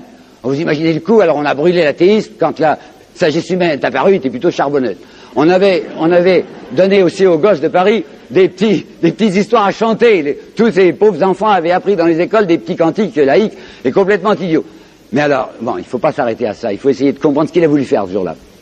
Renan raconte dans ses souvenirs d'enfance et de jeunesse que quand il était gosse, il a vu un vieux type qui lui avait montré, tirant d'un tiroir, 3 épis de blé qui tombaient en poussière, bien sûr. Et ce vieux type avait dit au petit Renan, tu vois petit, ces épis de blé, ils viennent de la fête de l'être suprême. À tous les gosses de Paris, on avait donné 3 épis de blé ce jour-là, parce que ça avait un sens. Et puis comme le petit Renan, il comprenait rien, bien sûr, t'es un gamin, le vieux lui disait, c'était beau, petit. Tu peux pas savoir comment c'était beau. Alors je voudrais essayer de faire comprendre pourquoi c'était beau. Il y avait 300 000, au moins 300 000 personnes qui étaient là réunies au Champ de Mars. Pourquoi le Champ de Mars? Parce que c'était là que ça s'était passé le 17 juillet 91, quand les possédants avaient tiré sur les non-possédants. Et Robespierre avait décidé, on fera la fête là, pour que plus jamais une chose pareille ne se produise. Il se trouvait être par roulement le président de la Convention, il s'était fait très beau, vous savez, plumet tricolore. Et puis l'Éléonore, qui avait un béguin pour lui avait donné un bouquet. Et il avait aussi un bouquet à la main, un gros bouquet tricolore. Il y avait des roses, il y avait des marguerites, il y avait des bleuets. Il marchait devant la Convention, qui était derrière lui, entouré du reste d'une espèce de ceinture tricolore, un ruban tricolore qui entourait les 700 députés, puis lui marchait environ à 20 pas devant. Il était dévoré par sa fièvre, ce qui fait que de temps en temps, les témoins disaient il était tout rouge ou il était tout pâle. Il avançait avec son bouquet, entouré d'acclamations. Les gens criaient, vive Robespierre, et lui, il était tout malheureux, il paraît, il regardait par terre avec un pauvre sourire, il regardait un peu timidement à droite et à gauche, comme ayant l'air de dire aux gens, non, il ne faut pas crier vive Robespierre, il faut crier vive la République. Et puis il a fait son discours, il a expliqué ce que c'était pour lui que l'être suprême. Il n'avait pas osé dire Dieu, je comprends, parce que c'est une syllabe fatigante, c'est un phonème usé, c'est une syllabe morte. Alors il avait essayé de dire ce que disait Jean-Jacques Rousseau, l'être suprême, peu importe le nom. Je crois bien, vous savez, que si un certain nombre de gorges ont été serrées ce jour-là, c'est parce que, à mon sens, c'était la première fois qu'un gouvernant parlait de Dieu aux gens pour autre chose que pour les duper et pour les asservir. Robespierre... Attendez. Robespierre signait ce jour-là sa condamnation à mort. Il y avait des tas de gens qui le haïssaient. Il y avait d'abord tout le ventre, comme on dit, vous savez, par opposition à la montagne, il y avait le marais ou le ventre de la Convention, c'est-à-dire les notables, qui ne lui pardonnaient pas son maximum. Il y avait les proconsuls hideux, comme Carrier, vous savez, les mariages républicains, comme Préron, comme Barras, comme Tallien, qui l'avaient fait rappeler et qui lui en voulaient à mort. Il y avait Carnot. La France, mon pays, avait obtenu un succès militaire à Fleurus. C'était le 25 juin, je crois, 94. Alors Robespierre avait dit, on s'arrête, puisqu'il n'y a plus un seul étranger sur le territoire français. On s'arrête. Et Carnot était dans une rage folle, en disant, s'arrêter au moment où la guerre va payer. Et le 13 juillet 94, Carnot envoie Pichegru pour son entrée en Belgique, La dépêche que voici. Vous allez entrer en Belgique, prenez tout, il faut vider le pays. Et Robespierre lui dit, mais c'est déshonorant, c'est la honte de la République. Carnot passe immédiatement vers ceux qui décident de tuer Robespierre. On ne peut pas le tuer tant qu'il aura les faubourgs pour lui. La petite plèbe l'aime. Alors si on touche Robespierre, ça va être une insurrection. Alors qu'est-ce qu'ils vont faire, ces ennemis? Ces ennemis sont tout-puissants au comité de sûreté générale. Et Robespierre, à part 2 fois, va essayer de demander la révocation de Fouquier-Saint-Ville, qui fait tomber toutes les têtes, vous savez, et dont Robespierre trouve que c'est un affreux. Chiffre. Le tribunal révolutionnaire, depuis sa création jusqu'à maintenant, jusqu'à juin 1994, le tribunal révolutionnaire a fait tomber en 6 mois 1200 têtes. En 40 jours, 1876 têtes vont tomber, en 40 jours. Pourquoi? Pour qu'on puisse dire que c'est Robespierre, puisqu'il passait pour l'homme numéro 1, enfin, à cause de son précis, que c'est Robespierre qui transforme la guillotine en un instrument de folie. Et c'est Lamartine, à mon sens, qui aura dit là-dessus la phrase la plus pénétrante, j'ai jamais vu reproduite, c'est dans les Girondins de Lamartine, qui sont bien plus intéressants qu'on imagine. Ils le couvrirent pendant 40 jours du sang qu'il versait pour le perdre. Et en effet, dans l'opinion publique, le bruit court, Robespierre est devenu foudrage, enfin, il fait tuer des gens. Il y avait eu un attentat, un nommé l'Admirault, qui avait essayé de viser Robespierre de loin. Il y avait une petite Cécile Renaud qui avait été saisie avec 2 canifs et elle avait dit oui, c'est vrai, je veux tuer Robespierre. Alors on avait fait passer à la guillotine 50 personnes d'un seul coup, on n'avait jamais vu ça. Revêtu de la chemise rouge des parricides, afin de pouvoir affirmer parricide, parce que le père de la patrie, Robespierre, a décidé qu'il fallait 50 personnes quand on avait levé de loin une main contre lui. On va faire passer à la guillotine l'évêque Gobel et Chaumette. Avec quelle inculpation? Écoutez-moi bien, inculpation d'athéisme. Comme si Robespierre, transformé maintenant en inquisiteur et en Torquemada, voulait envoyer à la guillotine ceux qui métaphysiquement ne pensaient pas comme lui. Et jamais cette pensée n'était venue à la Robespierre. Ça y est, maintenant on l'a. On va faire le nouveau maximum le 21 juillet. Hein, on est tout près, puisque c'est le 27 qui va tomber. Le 21 juillet, nouveau maximum. Ouf. Non, quel maximum? Maximum des salaires. Parce que Robespierre, pour les usines nationales, l'armement avait fait monter les salaires considérablement, et que le 21 juillet 1994, la Convention décide un abaissement des salaires de 30, 40 et 50%. Or, comme on croit toujours que c'est Robespierre qui dirige tout, les ouvriers parisiens disent, mais il nous abandonne. Il envoie à la guillotine des gens de chez nous, il fait tomber les salaires à 50%, alors on peut y aller. Robespierre était retombé malade le 14 juin. Et vous pensez bien qu'un homme comme lui était guetté. Alors s'il y a là un de ces petits détails, j'en ai encore pour 7 à 8 minutes, hein, pardonnez-moi. C'est encore un de ces petits détails qui m'intéresse beaucoup. On le suivait, vous pensez bien, Robespierre, il n'y avait pas de gorille. Non mais enfin, il y avait des gens qui l'espionnaient. Alors j'ai trouvé le détail que voici. Après 8 jours passés chez lui sans sortir, M. Robespierre est réapparu dehors. C'était le printemps 94, un printemps formidable, enfin radieux. La campagne, à ce moment-là, c'était tout près de Paris. En 10 minutes, on était à la campagne. Alors Robespierre, qui était vacillant sur ses jambes, mais qui ne voulait pas le montrer, sortait avec son chien. Il y avait un grand chien qui s'appelait Brunt, dont la tête était assez haute et lui était petit. Alors les policiers qui surveillent Robespierre disent, on voit de temps en temps qu'il s'appuie sur la tête de son chien comme s'il avait une canne pour se soutenir en marchant. Et puis où il va à une corne de bois, dit le rapport. Ça veut dire, je pense, à un bois en pointe, quoi, qui donnait sur une pente qui descendait vers la Seine. Et là, M. de Robespierre reste des heures assis au soleil, les mains dans l'herbe, avec son chien couché autour de lui et la tête renversée. Le 26 juillet, c'est fini, hein, 26 juillet, Robespierre apparaît brusquement à la Convention. Émotion, qu'est-ce qu'il va dire? Et il dit, mes mains sont liées, mais je n'ai pas encore un bâillon sur la bouche. Alors j'ai un certain nombre de choses à vous dire avant de mourir, dit-il. Quand la République tombe entre certaines mains, ce sont ces mains-là qui font la contre-révolution, dit-il. Que voulez-vous que nous fassions quand le responsable des finances, cette fois il y va tout droit, hein, quand le responsable des finances fomente l'agiotage, favorise le riche et désespère le pauvre. J'en ai assez, dit Robespierre, de vivre dans un monde où l'honnêteté est toujours victime de l'intrigue et où la justice est un mensonge. Bon, il fait son discours le lendemain, ça y est, c'est le 27 juillet, dans la nuit. Les comploteurs, c'est-à-dire Sieyès et les autres, sont allés trouver la plupart des députés en disant le discours de Robespierre n'est que le prélude à une nouvelle tombée de tête. Et vous, on dit ça individuellement à chacun, et vous, vous êtes sur la liste que Robespierre veut tuer demain. Alors quand le lendemain, 27 juillet, dans l'après-midi, Saint-Just monte à la tribune pour justifier Robespierre, on ne lui laisse pas la parole, c'est Tallien qui le bouscule réellement. Vous savez, la tribune de la Convention, c'était tout petit, Saint-Just était assis là, était installé là debout, Tallien arrive, lui donne un coup d'épaule pour le faire tomber de la tribune, l'autre s'accroche, Robespierre descend lui-même des travées, ils sont 3 dans ce tout petit espace, et Tallien, qui avait préparé son scénario, tire de sa poche un glaive, enfin un couteau, quoi, le dresse au-dessus de la tête de Robespierre et crie à l'Assemblée, si vous ne votez pas l'arrestation du dictateur, je le tue devant vous. Le scénario était prêt, tout le monde hurle, à bas le dictateur, à bas le nouveau Cromwell, arrestation de Robespierre, alors là, détail que vous savez, assez beau. Lebas, qui était presque son beau-frère, vous savez, qui avait épousé Elisabeth, dit, si vous arrêtez Robespierre, je demande à être arrêté. Oh ben ça va, si vous voulez. Et puis Bonbon, Augustin, le tout petit, vous savez, c'était le Benjamin, il avait 26 ans, il avait l'air d'avoir 20 ans. Il dit, si vous arrêtez Maximilien, moi aussi, eh ben ça fera le bon poids. Ben, on arrête aussi Maximilien, le petit Augustin. Alors on arrête Robespierre. Henriot, qui dirigeait la garde nationale, qui était maintenant républicaine et plébéienne, arrache Robespierre aux gendarmes, on l'enferme à l'hôtel de ville, on bat le rappel pour espérer que les faubourgs vont se lever. Il y avait 48 sections dans Paris, il y en a 17 qui vont répondre sur 48, 17, pas plus. 3500 gars se réunissent devant l'hôtel de ville, qu'est-ce que vous voulez qu'on fasse avec les 3500 gars? Robespierre refuse de les envoyer à l'abattoir, on lui dit, mais signe un ordre, qu'ils attaquent. Robespierre dit, non, assez de sang, d'ailleurs tout est foutu, tout est perdu. Alors comme ces 3500 gars à qui on donne même pas une miche de pain ni un verre de vin s'en vont, dans la nuit du 27 au 28 à 2h30 du matin, il n'y a plus personne pour protéger Robespierre qui est dans la grande salle d'hôtel de ville. C'est alors que Léonard Bourdon, héroïque, à la tête de 14 gendarmes, décide de mettre la main sur Robespierre. La tradition dit que c'est un gendarme dont le nom est incertain, les gens disent Méda, les autres disent Merda, je préférerais la deuxième version. Le gendarme Merda va tirer un coup de revolver sur Robespierre et lui casse la mâchoire. Bonbon, Augustin prend peur, 28 juillet, il fait très chaud, il saute par la fenêtre qui est ouverte et il se fracasse les jambes. Quant à Lebas, il se tue. Et les gendarmes, qui avaient probablement le goût du divertissement, ont pris Couton, qui était là. Couton, vous savez, c'est un paralytique, hein, il est dans sa petite voiture. Alors ils vont le lancer depuis le haut du grand escalier d'hôtel de ville, parce que ça sera d'agréables pirouettes. Ce qui va permettre à M. Gaxot de l'Académie française d'écrire « Et au bas des marches, Couton faisait le mort ». Et puis ce sera les 106 exécutions. C'est la libération de Paris, comme va écrire M. Besson-Massenet dans son livre de 1946. On avait réservé Robespierre pour la fin, bien entendu, pour qu'il puisse bénéficier du spectacle.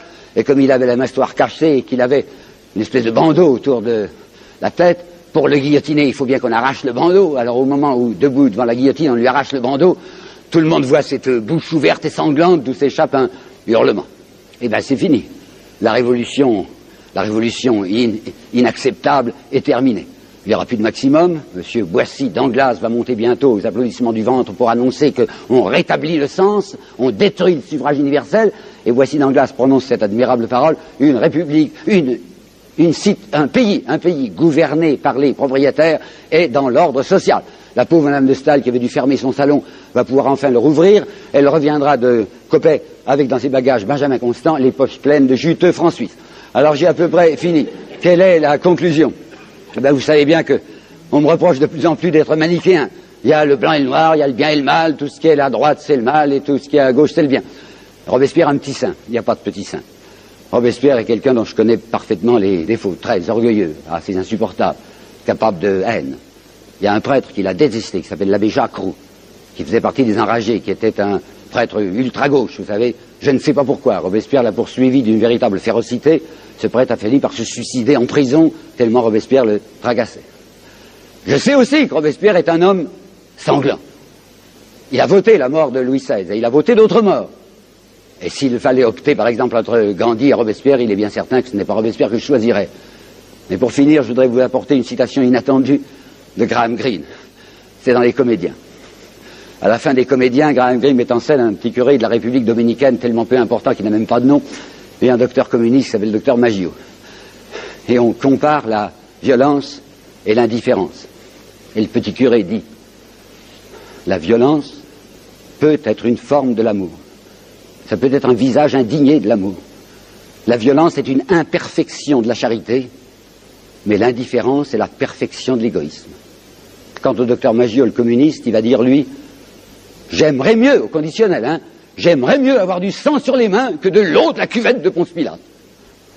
Peggy distinguait les hommes en deux groupes, vous savez, grosso modo. Il disait, il y a ceux qui ne s'occupent que de leur sexe et de leur compte en banque. J'appelle ça la mère morte, disait-il. Puis il y a ceux qui s'occupent un petit peu, autre chose que de leur plaisir et de leur argent. Et à la limite, disait-il, reprenant Pascal, à la limite, il y a les témoins qui se font tuer. Eh bien, je crois que je n'ai pas sollicité l'histoire, et je ne vous ai rien caché, j'ai essayé d'être loyal. Pour moi, Robespierre, c'est un témoin qui s'est fait tuer.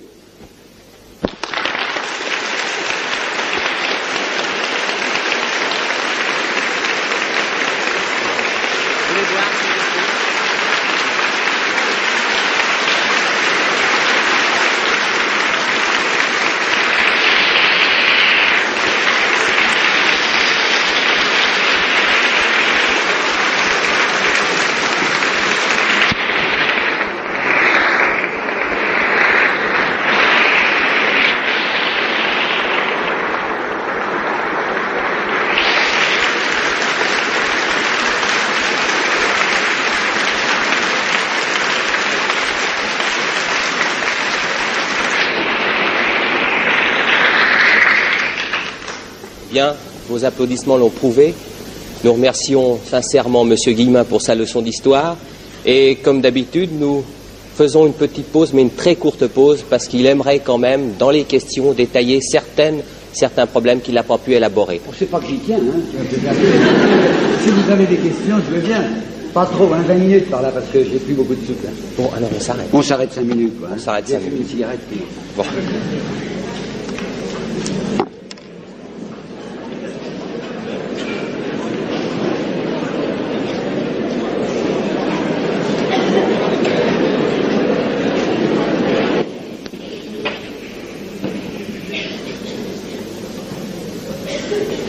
Vous ne voulez pas vous asseoir sur la chaise? Comme ça, j'attendrai deux coups. Bon.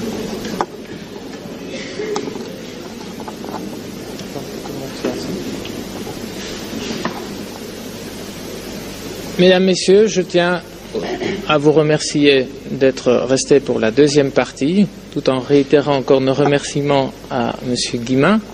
Et je n'ai certes pas son éloquence, et je vais de ce pas lui passer la parole pour répondre à vos questions. Toutefois, je voudrais dire deux choses. Je vous demanderai de les faire courtes, précises, de manière à ce qu'on puisse en faire assez bien, parce que vous avez certainement remarqué comme moi que M. Guillemin a pas mal parlé, n'est-ce pas, et beaucoup, et il ne voudrait pas dépasser un temps de 20 minutes. Alors, pour poser vos questions, vous levez le doigt, vous poussez sur le bouton qui se trouve devant vous, et seulement lorsque la lampe rouge s'allume, vous parlez. Alors allez-y, s'il vous plaît, hein, ça me ferait plaisir que quelques personnes me posent des questions. Ah, monsieur. Écoutez, j'ai peur que la réponse ne puisse être ni précise ni courte. Mais enfin, si vous ne voulez pas répondre, ne répondez pas. Il y a deux événements de la Révolution, un événement de la Révolution et un personnage dont vous n'avez pas parlé. Ce sont les massacres de septembre et Marat. Alors si vous pouvez un tout petit peu préciser comment il s'insère dans votre exposé, j'aimerais bien. Alors qu'est-ce que c'est les massacres de septembre? Eh bien, vous vous rappelez, la situation est celle-ci. Les Austro-Prussiens, surtout les Prussiens, ont fini par avancer. Hein. On vient d'apprendre que Verdun est tombé. C'était la dernière citadelle qui pouvait défendre Paris. Alors à ce moment-là, il se produit des choses que l'on ne sait pas assez, que je vais vous dire. Des quantités d'aristocrates avaient été arrêtés, ils étaient dans les prisons. Ces gens avaient le droit de commander à l'extérieur des repas, et ils avaient organisé, dès que la nouvelle de Verdun, de la chute de Verdun est arrivée, ils avaient organisé de grandes fêtes dans les prisons. Alors ces fêtes se produisaient avec tumulte, on entendait ça à l'extérieur, et depuis plusieurs jours, des quantités de jeunes Français s'engageaient comme volontaires. C'est le moment où Danton avait poussé son fameux cri, vous savez, de l'audace, encore de l'audace, toujours de l'audace. J'ouvre ici une parenthèse, je n'oublierai pas Marat, j'ouvre ici une parenthèse pour vous dire que ce cri de Danton était un cri artificiel et fictif, puisque Danton était en train de négocier secrètement dans la coulisse avec les Austro-Prussiens pour qu'il n'y ait pas de combat. Effectivement, vous savez ce qui va se passer. Nous, les Français, nous serons en face des Prussiens à Valmy et le combat n'aura pas lieu. Brunswick, qui peut-être a été acheté ou qui a d'autres raisons, ne lancera pas l'infanterie prussienne. Donc quand Danton dit il faut aller se battre, il faut s'engager, c'est surtout pour dégorger Paris des éléments les plus tumultueux. Et quand il annonce que c'est du super-patriotisme, n'en croyez rien, puisqu'il est en train d'essayer de traiter en livrant une partie du territoire français. Bien. Alors, il y a tous ces aristocrates qui font leur grand festin dans les prisons et qui chantent des chansons en l'honneur de ceux qui vont venir les délivrer. Alors, il se produit à ce moment-là, d'une manière assez organisée du reste, ces massacres. À savoir que surtout les femmes ou les parents de ceux qui se sont engagés entrent dans les prisons pour couper le cou à ces gens qui chantent victoire quand leurs enfants sont en train de se faire tuer. Il y a là une organisation qui dure 48 heures au moins, où section par section et prison par prison, on entre et on tue. Danton était à ce moment-là le ministre de la Justice. Et quand on vient lui dire essayez d'arrêter les massacres, il répond non, les prisonniers ne m'intéressent pas. C'est un moment affreux, hideux de la Révolution française. Mais je vous en donne l'explication. Il y avait, pour ainsi dire, provocation de ces aristocrates qui se félicitaient de voir arriver les étrangers. Voilà tout ce que je peux vous dire, grosso modo, sur les massacres de septembre. Marat. Marat est un homme dont je crois qu'on pourrait partiellement au moins réhabiliter le visage. Vous savez, M. Massin a fait aussi un livre sur Marat, lui qui a fait son beau livre sur Robespierre. Marat était au moins désintéressé, ça, il n'y a pas de problème. Ce n'était pas quelqu'un qu'on pouvait acheter et qui vivait dans la pauvreté. D'autre part, en avril 91, Marat avait fait une chose qui me touche. Parmi ce que j'avais à vous dire et que j'ai coupé, puisque j'étais déjà tellement long, je voulais vous parler d'un certain discours du X, 8 Floréal, je crois, 18 Floréal, du 8 Floréal en 2 de Robespierre. Ce discours était une attaque extraordinairement violente contre Voltaire. Il avait dit, la philosophie de Voltaire, je ne sais pas si je ne vais pas bafouiller parce que je n'ai pas revu ce texte-là, cette espèce de philosophie pratique qui, réduisant l'égoïsme en système, considère la société comme une guerre de ruse, le succès comme la règle du juste et de l'injuste, le monde comme le patrimoine des fripons adroits. Voici la morale de Candide, disait-il, Robespierre. En avril 91, lorsque la Constituante avait décidé de porter les cendres de Voltaire au Panthéon, excluant celles de Jean-Jacques, qui n'y seront portées que par Robespierre en avril 94, Marat avait fait un texte très très intéressant dans ce journal L'Ami du Peuple, pour dire comment osez-vous, vous constituants et qui vous dites homme de liberté, comment osez-vous panthéoniser Voltaire, qui est un homme qui n'a pas cessé de ramper au pied des puissants et dont la philosophie politique était celle que je vous ai dite tout à l'heure. J'ai envie de vous la répéter, cette phrase, on ne la cite jamais. Elle est extraordinaire, enfin, de limpidité. Un pays bien organisé est celui où le petit nombre fait travailler le grand nombre, est nourri par lui et le gouverne. Marat connaissait ça. Et Marat s'était déchaîné contre la panthéonisation de Voltaire. Maintenant, vous savez, son assassinat a été lamentable, puisque cette fille, Charlotte Corday, est entrée chez lui en disant qu'elle venait lui parler des intérêts de la République. Elle arrivait de Caen, oui, je crois. Elle arrivait de Caen, et il y avait une petite armée constituée par les Girondins à Caen. Et elle faisait semblant d'être quelqu'un qui venait avertir un des défenseurs de la République qu'il y avait un danger à Caen. Et lui, il l'a admis en toute bonne foi, en se disant, cette fille est une révolutionnaire, enfin, c'est quelqu'un qui veut nous aider, et elle l'a poignardé, comme vous savez, dans sa baignoire. L'homme avait certainement des défauts, il était d'abord horrible à voir, vous savez qu'il était couvert de pustules, ça lui a nui beaucoup pour sa réputation parce qu'il était sale, il avait beau se laver, il paraissait toujours dégoûtant, il avait certainement de la violence en lui, c'est quelqu'un qui n'était pas comme Robespierre, lequel avait plutôt peur de la mort des autres, tandis que Marat était un guillotineur, c'est vrai, mais je crois néanmoins qu'il y avait en lui au moins une indépendance d'esprit et une probité inattaquable. Voilà très rapidement ce que je peux répondre sur les deux questions. Autre question. Ah, monsieur. Ah oui, il faut mettre. Robespierre a introduit la culte des lettres suprêmes.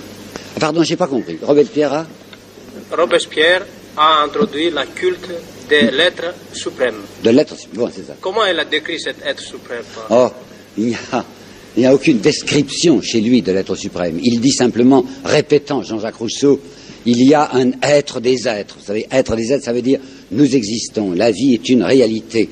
Cette vie ne peut s'expliquer que s'il y a une première origine de la vie. La première origine de la vie, c'est ce que j'appellerais l'être suprême. Je ne vais pas entrer dans une discussion métaphysique là-dessus, mais ce qui m'avait intéressé, c'est pourquoi je vous l'ai dit tout à l'heure, Robespierre savait que ce mot Dieu était déjà un mot compromis, qui avait été mis à toutes les sauces, qui était capable de répugner des tas de gens, et il cherchait un autre vocabulaire, comme avait fait Jean-Jacques dans sa profession de foi de vicaire savoyard. Robespierre est un franc-maçon, et les maçons de l'époque étaient des gens spiritualistes, profondément spiritualistes. Et Robespierre croyait réellement à l'existence d'un pouvoir d'amour. Selon lui, c'était une puissance d'amour, un être infini dont l'homme est une émanation et que l'individu peut rejoindre s'il voue sa vie à la vérité et à la justice. C'était, si vous voulez, un côté enfantin et puéril. Il y avait chez Robespierre un côté d'enfantillage. Mais je ne peux pas vous définir l'être suprême parce que lui-même n'en a pas donné de définition. Ça suffit comme réponse là-dessus? Oui. Autre question? Quelqu'un? Ah, monsieur, oui, bien sûr. Et lui-même qui oublie. Qu'est-ce que l'on sait d'Augustin, le frère de Robespierre? Ben, je sais rien. Sur Augustin, non, je sais que c'était un bon petit type, donc il avait 26 ans, c'était le plus jeune député de France.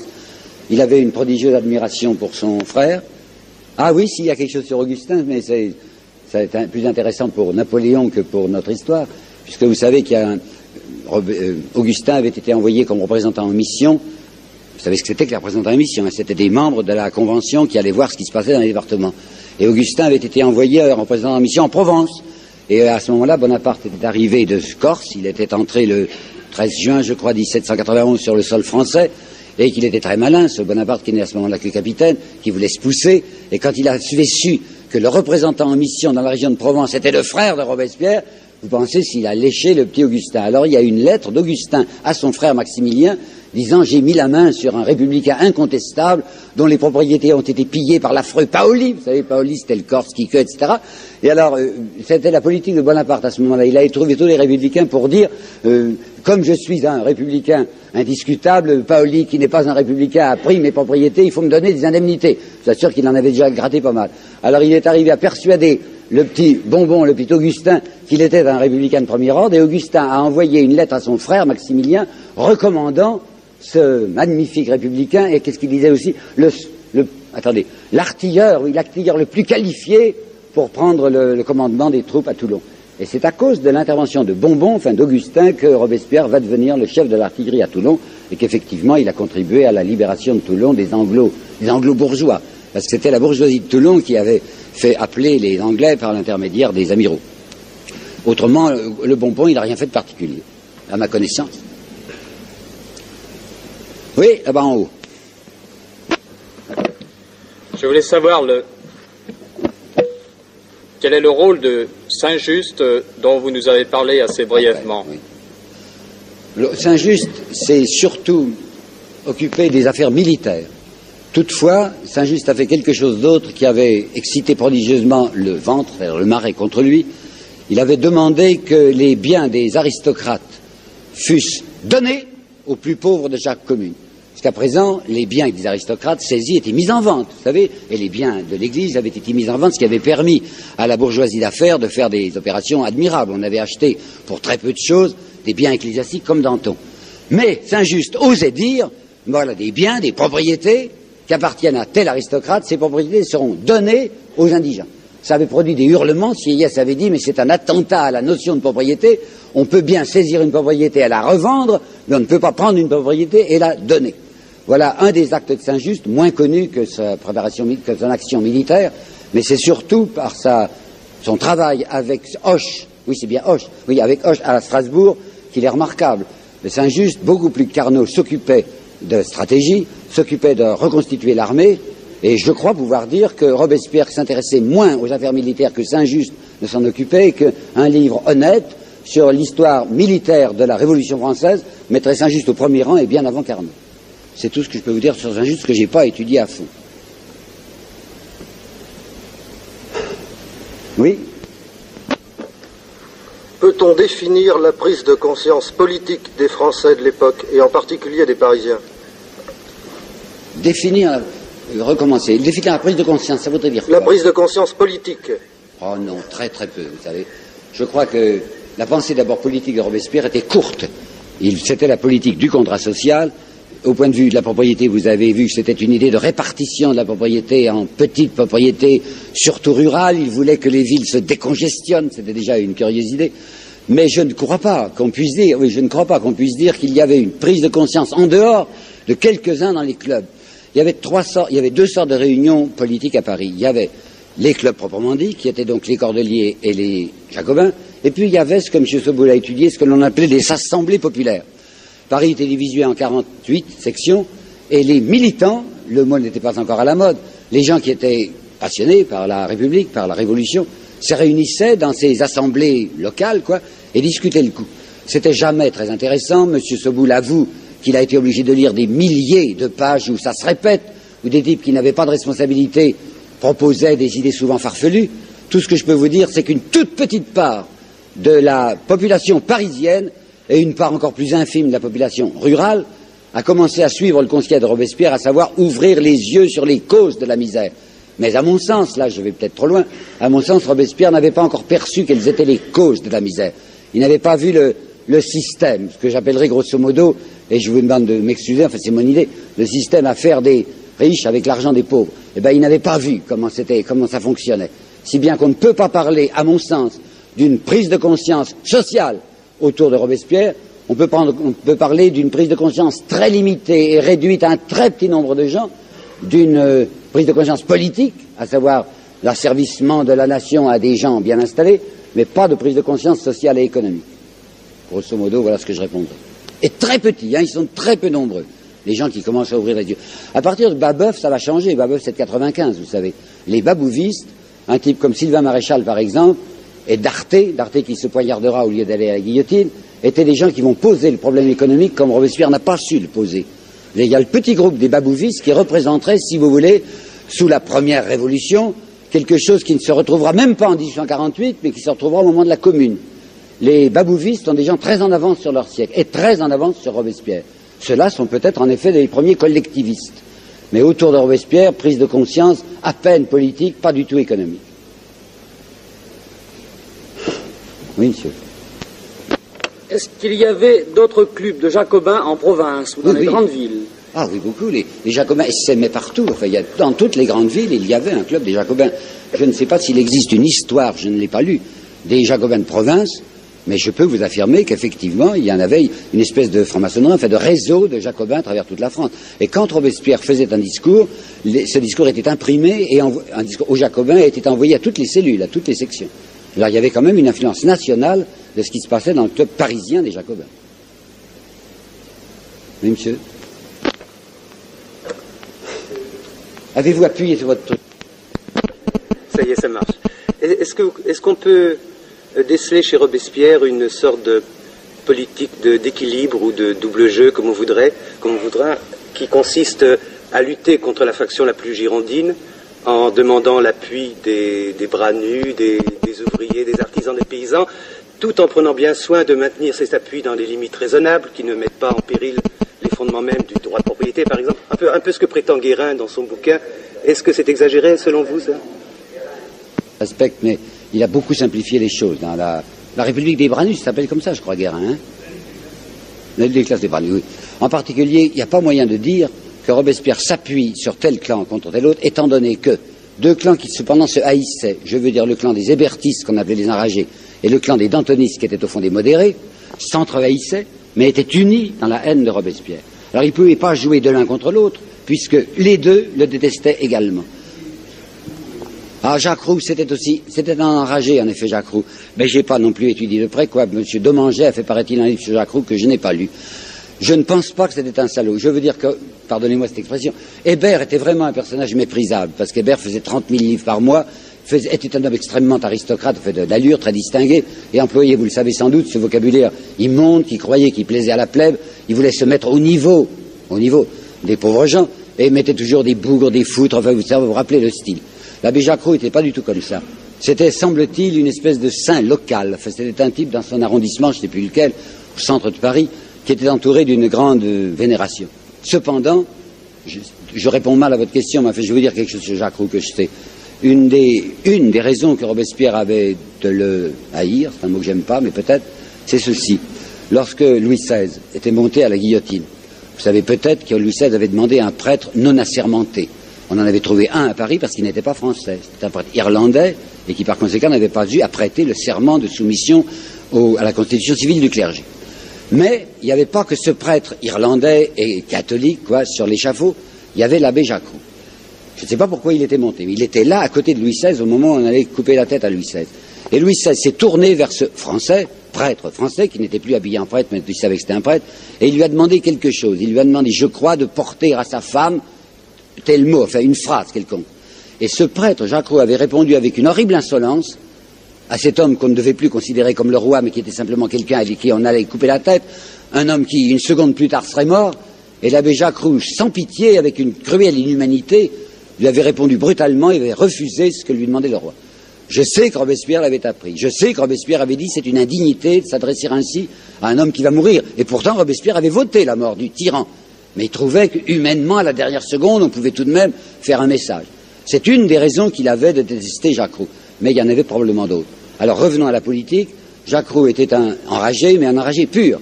Hébert était un enragé impur. Tenez, je vais vous donner un détail sur Hébert. Vous savez que c'est les hébertistes qui ont demandé le plus violemment la mort de Marie-Antoinette. La mort du roi s'imposait peut-être pour des raisons politiques, la mort de Marie-Antoinette ne s'imposait en aucune façon. Et vous savez aussi ce qu'Hébert avait inventé pour la perdre devant le tribunal révolutionnaire, puisqu'on a fait comparaître le petit, qui avait 8 ans, le dauphin. Et vous savez, non, vous savez peut-être pas, qu'Hébert était allé trouver l'enfant, l'avant-veille, avant de le faire comparaître, et qu'il lui avait dit, voilà ce qu'il faut expliquer. Vous le savez, enfin j'y vais, c'est très brutal. Vous savez qu'il avait dit, c'est maman qui m'a appris à me masturber, elle m'a fait coucher entre elle et une autre femme. Ce petit a répété ça sans savoir ce qu'on lui disait. C'est Hébert qui avait eu cette idée immonde. Vous savez qu'à ce moment-là, la pauvre femme, Marie-Antoinette, s'est retournée vers le tribunal, puisqu'il y avait des tas de gens qui étaient là. Et puis elle a dit, j'en appelle à toutes les mères. Ben, c'est Hébert qui avait fait cette ignominie. Alors vous voyez quel bonhomme c'était. Entre Hébert et Jacques Roux, il y a une différence de nature. Jacques Roux est certainement un homme très propre, très noble, très insoupçonnable, quoi, mais que Robespierre considérait probablement comme un exagéré, comme un exalté, comme un type qui était capable de jeter la France dans l'anarchie. Et pour maintenir le respect de l'État, Robespierre avait frappé ces enragés indistinctement, quoi. Tous ceux qui lui paraissaient des extrémistes, il les avait fait passer à la guillotine 8 jours avant Danton. Mauvaise réponse, hein, c'est pas parfait ma réponse, mais c'est tout ce que je sais là-dessus. Encore une ou deux, puis ça va être fini, hein, parce que... Encore 2 questions. Oui, 2 questions, hein, puis on coupera. Ah, monsieur, oui. Est-ce que vous pouvez parler un peu de l'ambiance qu'il y avait autour des guillotinages publics? C'était un spectacle ou... Vous savez bien que c'était affreux. Enfin, il y avait les tricoteuses, comme on dit, quoi, les femmes qui venaient s'installer. C'était un beau spectacle, paraît-il, enfin, d'aller voir les gens guillotinés. Alors, on se disputait les chaises, puis pour attendre les gens, alors elles tricotaient. Alors, c'est ce qu'on appelait les tricoteuses qui voulaient... Dans tout régime et dans tout État, il y a toujours des gens qui ont envie de voir les autres mourir. Tenez, je vais vous raconter quelque chose qui n'a aucun rapport avec la Révolution, mais je vais vous le dire parce que c'est une petite trouvaille que je viens de faire. C'est à propos de Jeanne d'Arc. Je travaille sur Jeanne d'Arc maintenant, drôle d'idée, mais enfin bon. Alors, vous vous rappelez peut-être que le 24 mai, oui, attendez, le 24 mai 1430, Jeanne va abjurer. Hein, vous vous rappelez, elle a pris peur, quoi. Elle dit, à Cauchon et au tribunal ecclésiastique, elle dit, c'est vrai, j'ai menti, toutes ces voix étaient des voix trompeuses. Bien. À ce moment-là, disent certains témoignages, des pierres furent jetées contre l'évêque Cauchon. Et un texte dit, les Anglais ont été fâchés de ce que Jeanne échappa. Ce n'est pas vrai, j'ai pas le temps de vous expliquer le détail, c'est pas les Anglais qui ont lapidé Cauchon, c'est la population de Rouen. Pourquoi? Parce que Jeanne avait été achetée à Philippe de Bourgogne, vous vous rappelez peut-être qu'il avait fait prisonnière, pour la somme de 10 000 livres. Les Anglais l'avaient acheté 10 000 livres. Mais les Anglais avaient dit, on ne veut pas payer. Il faut que ce soit les Rouennais qui paient. Alors les 10 000 livres avaient été fournis par les gens de Rouen. Alors les gens de Rouen se félicitaient d'avoir un beau spectacle, une jolie petite fille qu'on allait brûler, vous savez, ça vaut la peine, enfin on allait voir sa robe brûler et tout, hein. Alors quand ils voient que Jeanne a abjuré et qu'elle ne passe pas à l'échafaud, fureur de la foule. C'est la foule qui jette des pierres, parce que la foule leur dit, remboursez, quoi, ce qu'on attendait le plus intéressant. C'est ça qui s'est passé. Et alors à ce propos, j'ai trouvé un texte inédit de Victor Hugo, qui est une note manuscrite qui est dans un certain poème qui a été publié par lui dans les 4 vents de l'esprit, où il dit, la foule, quelle chose hideuse que la foule, dit-il. Est-ce qu'elle n'a pas craché sur la face fracassée de Robespierre et qu'elle n'a pas ri au supplice de Jeanne d'Arc et au passage du Christ dans les rues portant sa croix? Alors la foule, elle est la même qui était autour de la guillotine là de Robespierre, que Robespierre avait organisée, ou Danton, qui était bien content de voir couler le sang, et c'est la même foule qui se trouvera là sur la place de la Révolution pour voir tomber la tête de Robespierre. Il y a des gens atroces partout. Où est-elle la dernière question? Vous avez dit que Danton était un prévaricateur. Oui, certainement. Et que Marat, comme Robespierre, étaient des hommes probes et honnêtes. Hein. Oui. Or, j'ai lu le mois dernier, tout à fait par hasard, dans Historia, que... Je me rappelle plus. Oui. Excusez-moi. Quelle référence? Ah non. Alors, vous avez lu quoi dans Historia? Je me rappelle plus le nom de l'auteur. Hein, pardon, comment? Je me rappelle plus le nom de l'auteur. Hein. Oui. Il faut bien lire quelque chose en chemin de fer. Hein. Oui. C'est une mauvaise lecture. Oui. C'était un article sur Albertine Marat et la compagne de Marat. Et Albertine Marat disait, 50 ans après la mort de Marat, que Marat regrettait que Robespierre ait fait guillotiner Danton. Et que si lui avait été Robespierre, il aurait plutôt fait guillotiner Robespierre que Danton. Attendez, recommencez. Marat regrettait que Robespierre ait fait guillotiner Danton. Oh comment pouvait-il faire? Il était mort. Il est mort le 10 juillet 1993. J'avais un peu peur de ça. Oui. Mais j'avais... Non, d'accord. Oui. Marat a été tué le 10 juillet 1993 et Danton est exécuté le 5 avril 1994. J'avais un peu peur de ça, j'y ai pensé. Mais apparemment, Marat préférait Danton à Robespierre. Hein. C'était ça le fond de la question. Non, je crois pas. Enfin, d'abord, premièrement, ce que je viens de vous dire au point de vue de la date, et puis deuxièmement... Oui, ça, la date, j'y avais pensé. Trouvé... Pardon, monsieur? La date, j'avais pensé qu'il devait y avoir une non-concordance de date. Hein. Non, je n'ai pas de texte sur Marat et Danton, mais Marat était un type intelligent et je suis sûr qu'il savait qui était Danton. Enfin, Danton, ça se voyait. Oui, mais bien sûr, je suis d'accord. Je suis complètement d'accord avec vous sur les jugements. Alors, je ne comprends pas ce jugement de Marat sur Danton et Robespierre. mais simplement c'est une erreur, quoi. Non, écoutez, pour finir, que je vous dis, c'est pas que j'ai quelque chose contre Historia, enfin, ça va. Ah, moi, moi je... Mais voyez-vous, toute l'histoire est à refaire, croyez-moi. Hein. J'ai lu un livre de 1864, qu'on ne lit jamais, de Victor Hugo, qui s'appelle William Shakespeare. Dans ce William Shakespeare, il y a un chapitre sur l'histoire, telle qu'elle est faite. Et bien, je vous assure qu'aujourd'hui, c'est encore valable. Hein. En 1864, Victor Hugo disait, l'histoire a toujours fait sa cour aux puissants. L'histoire, elle est toujours orientée. Vous savez, la mienne aussi, probablement. Mon fils a été longtemps 3 ans attaché culturel à Pékin. Il a lu les histoires, en traduction, que l'on présente au peuple chinois. Il était plutôt maoïste, mon fils, mais il me disait, c'est tout de même terrible de voir comment les Chinois présentent notre histoire. Bon, c'est affreux, si vous voulez. Mais est-ce que vous croyez que nous, les histoires que nous lisons dans notre Occident, quand il est question de la Chine, par exemple, quand il est question des Boxers, hein, vous savez, de l'insurrection des Boxers, c'est aussi scandaleux que la manière dont Mao présente l'histoire occidentale.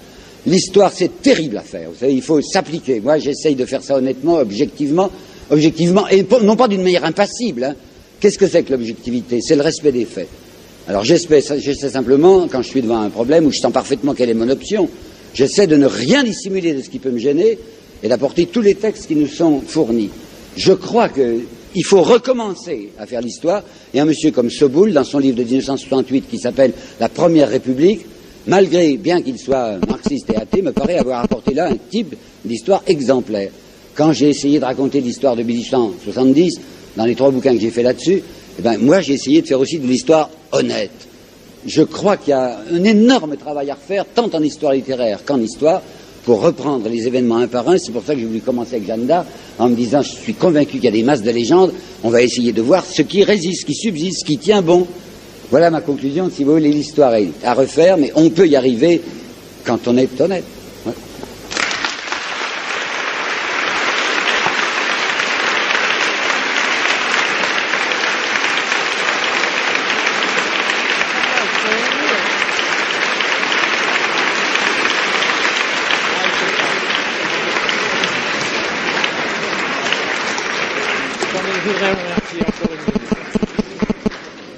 Monsieur Guillemin, je vous demanderai de me laisser être l'interprète du nombreux public qui, ce soir, vous a si chaleureusement soutenu par leur applaudissement.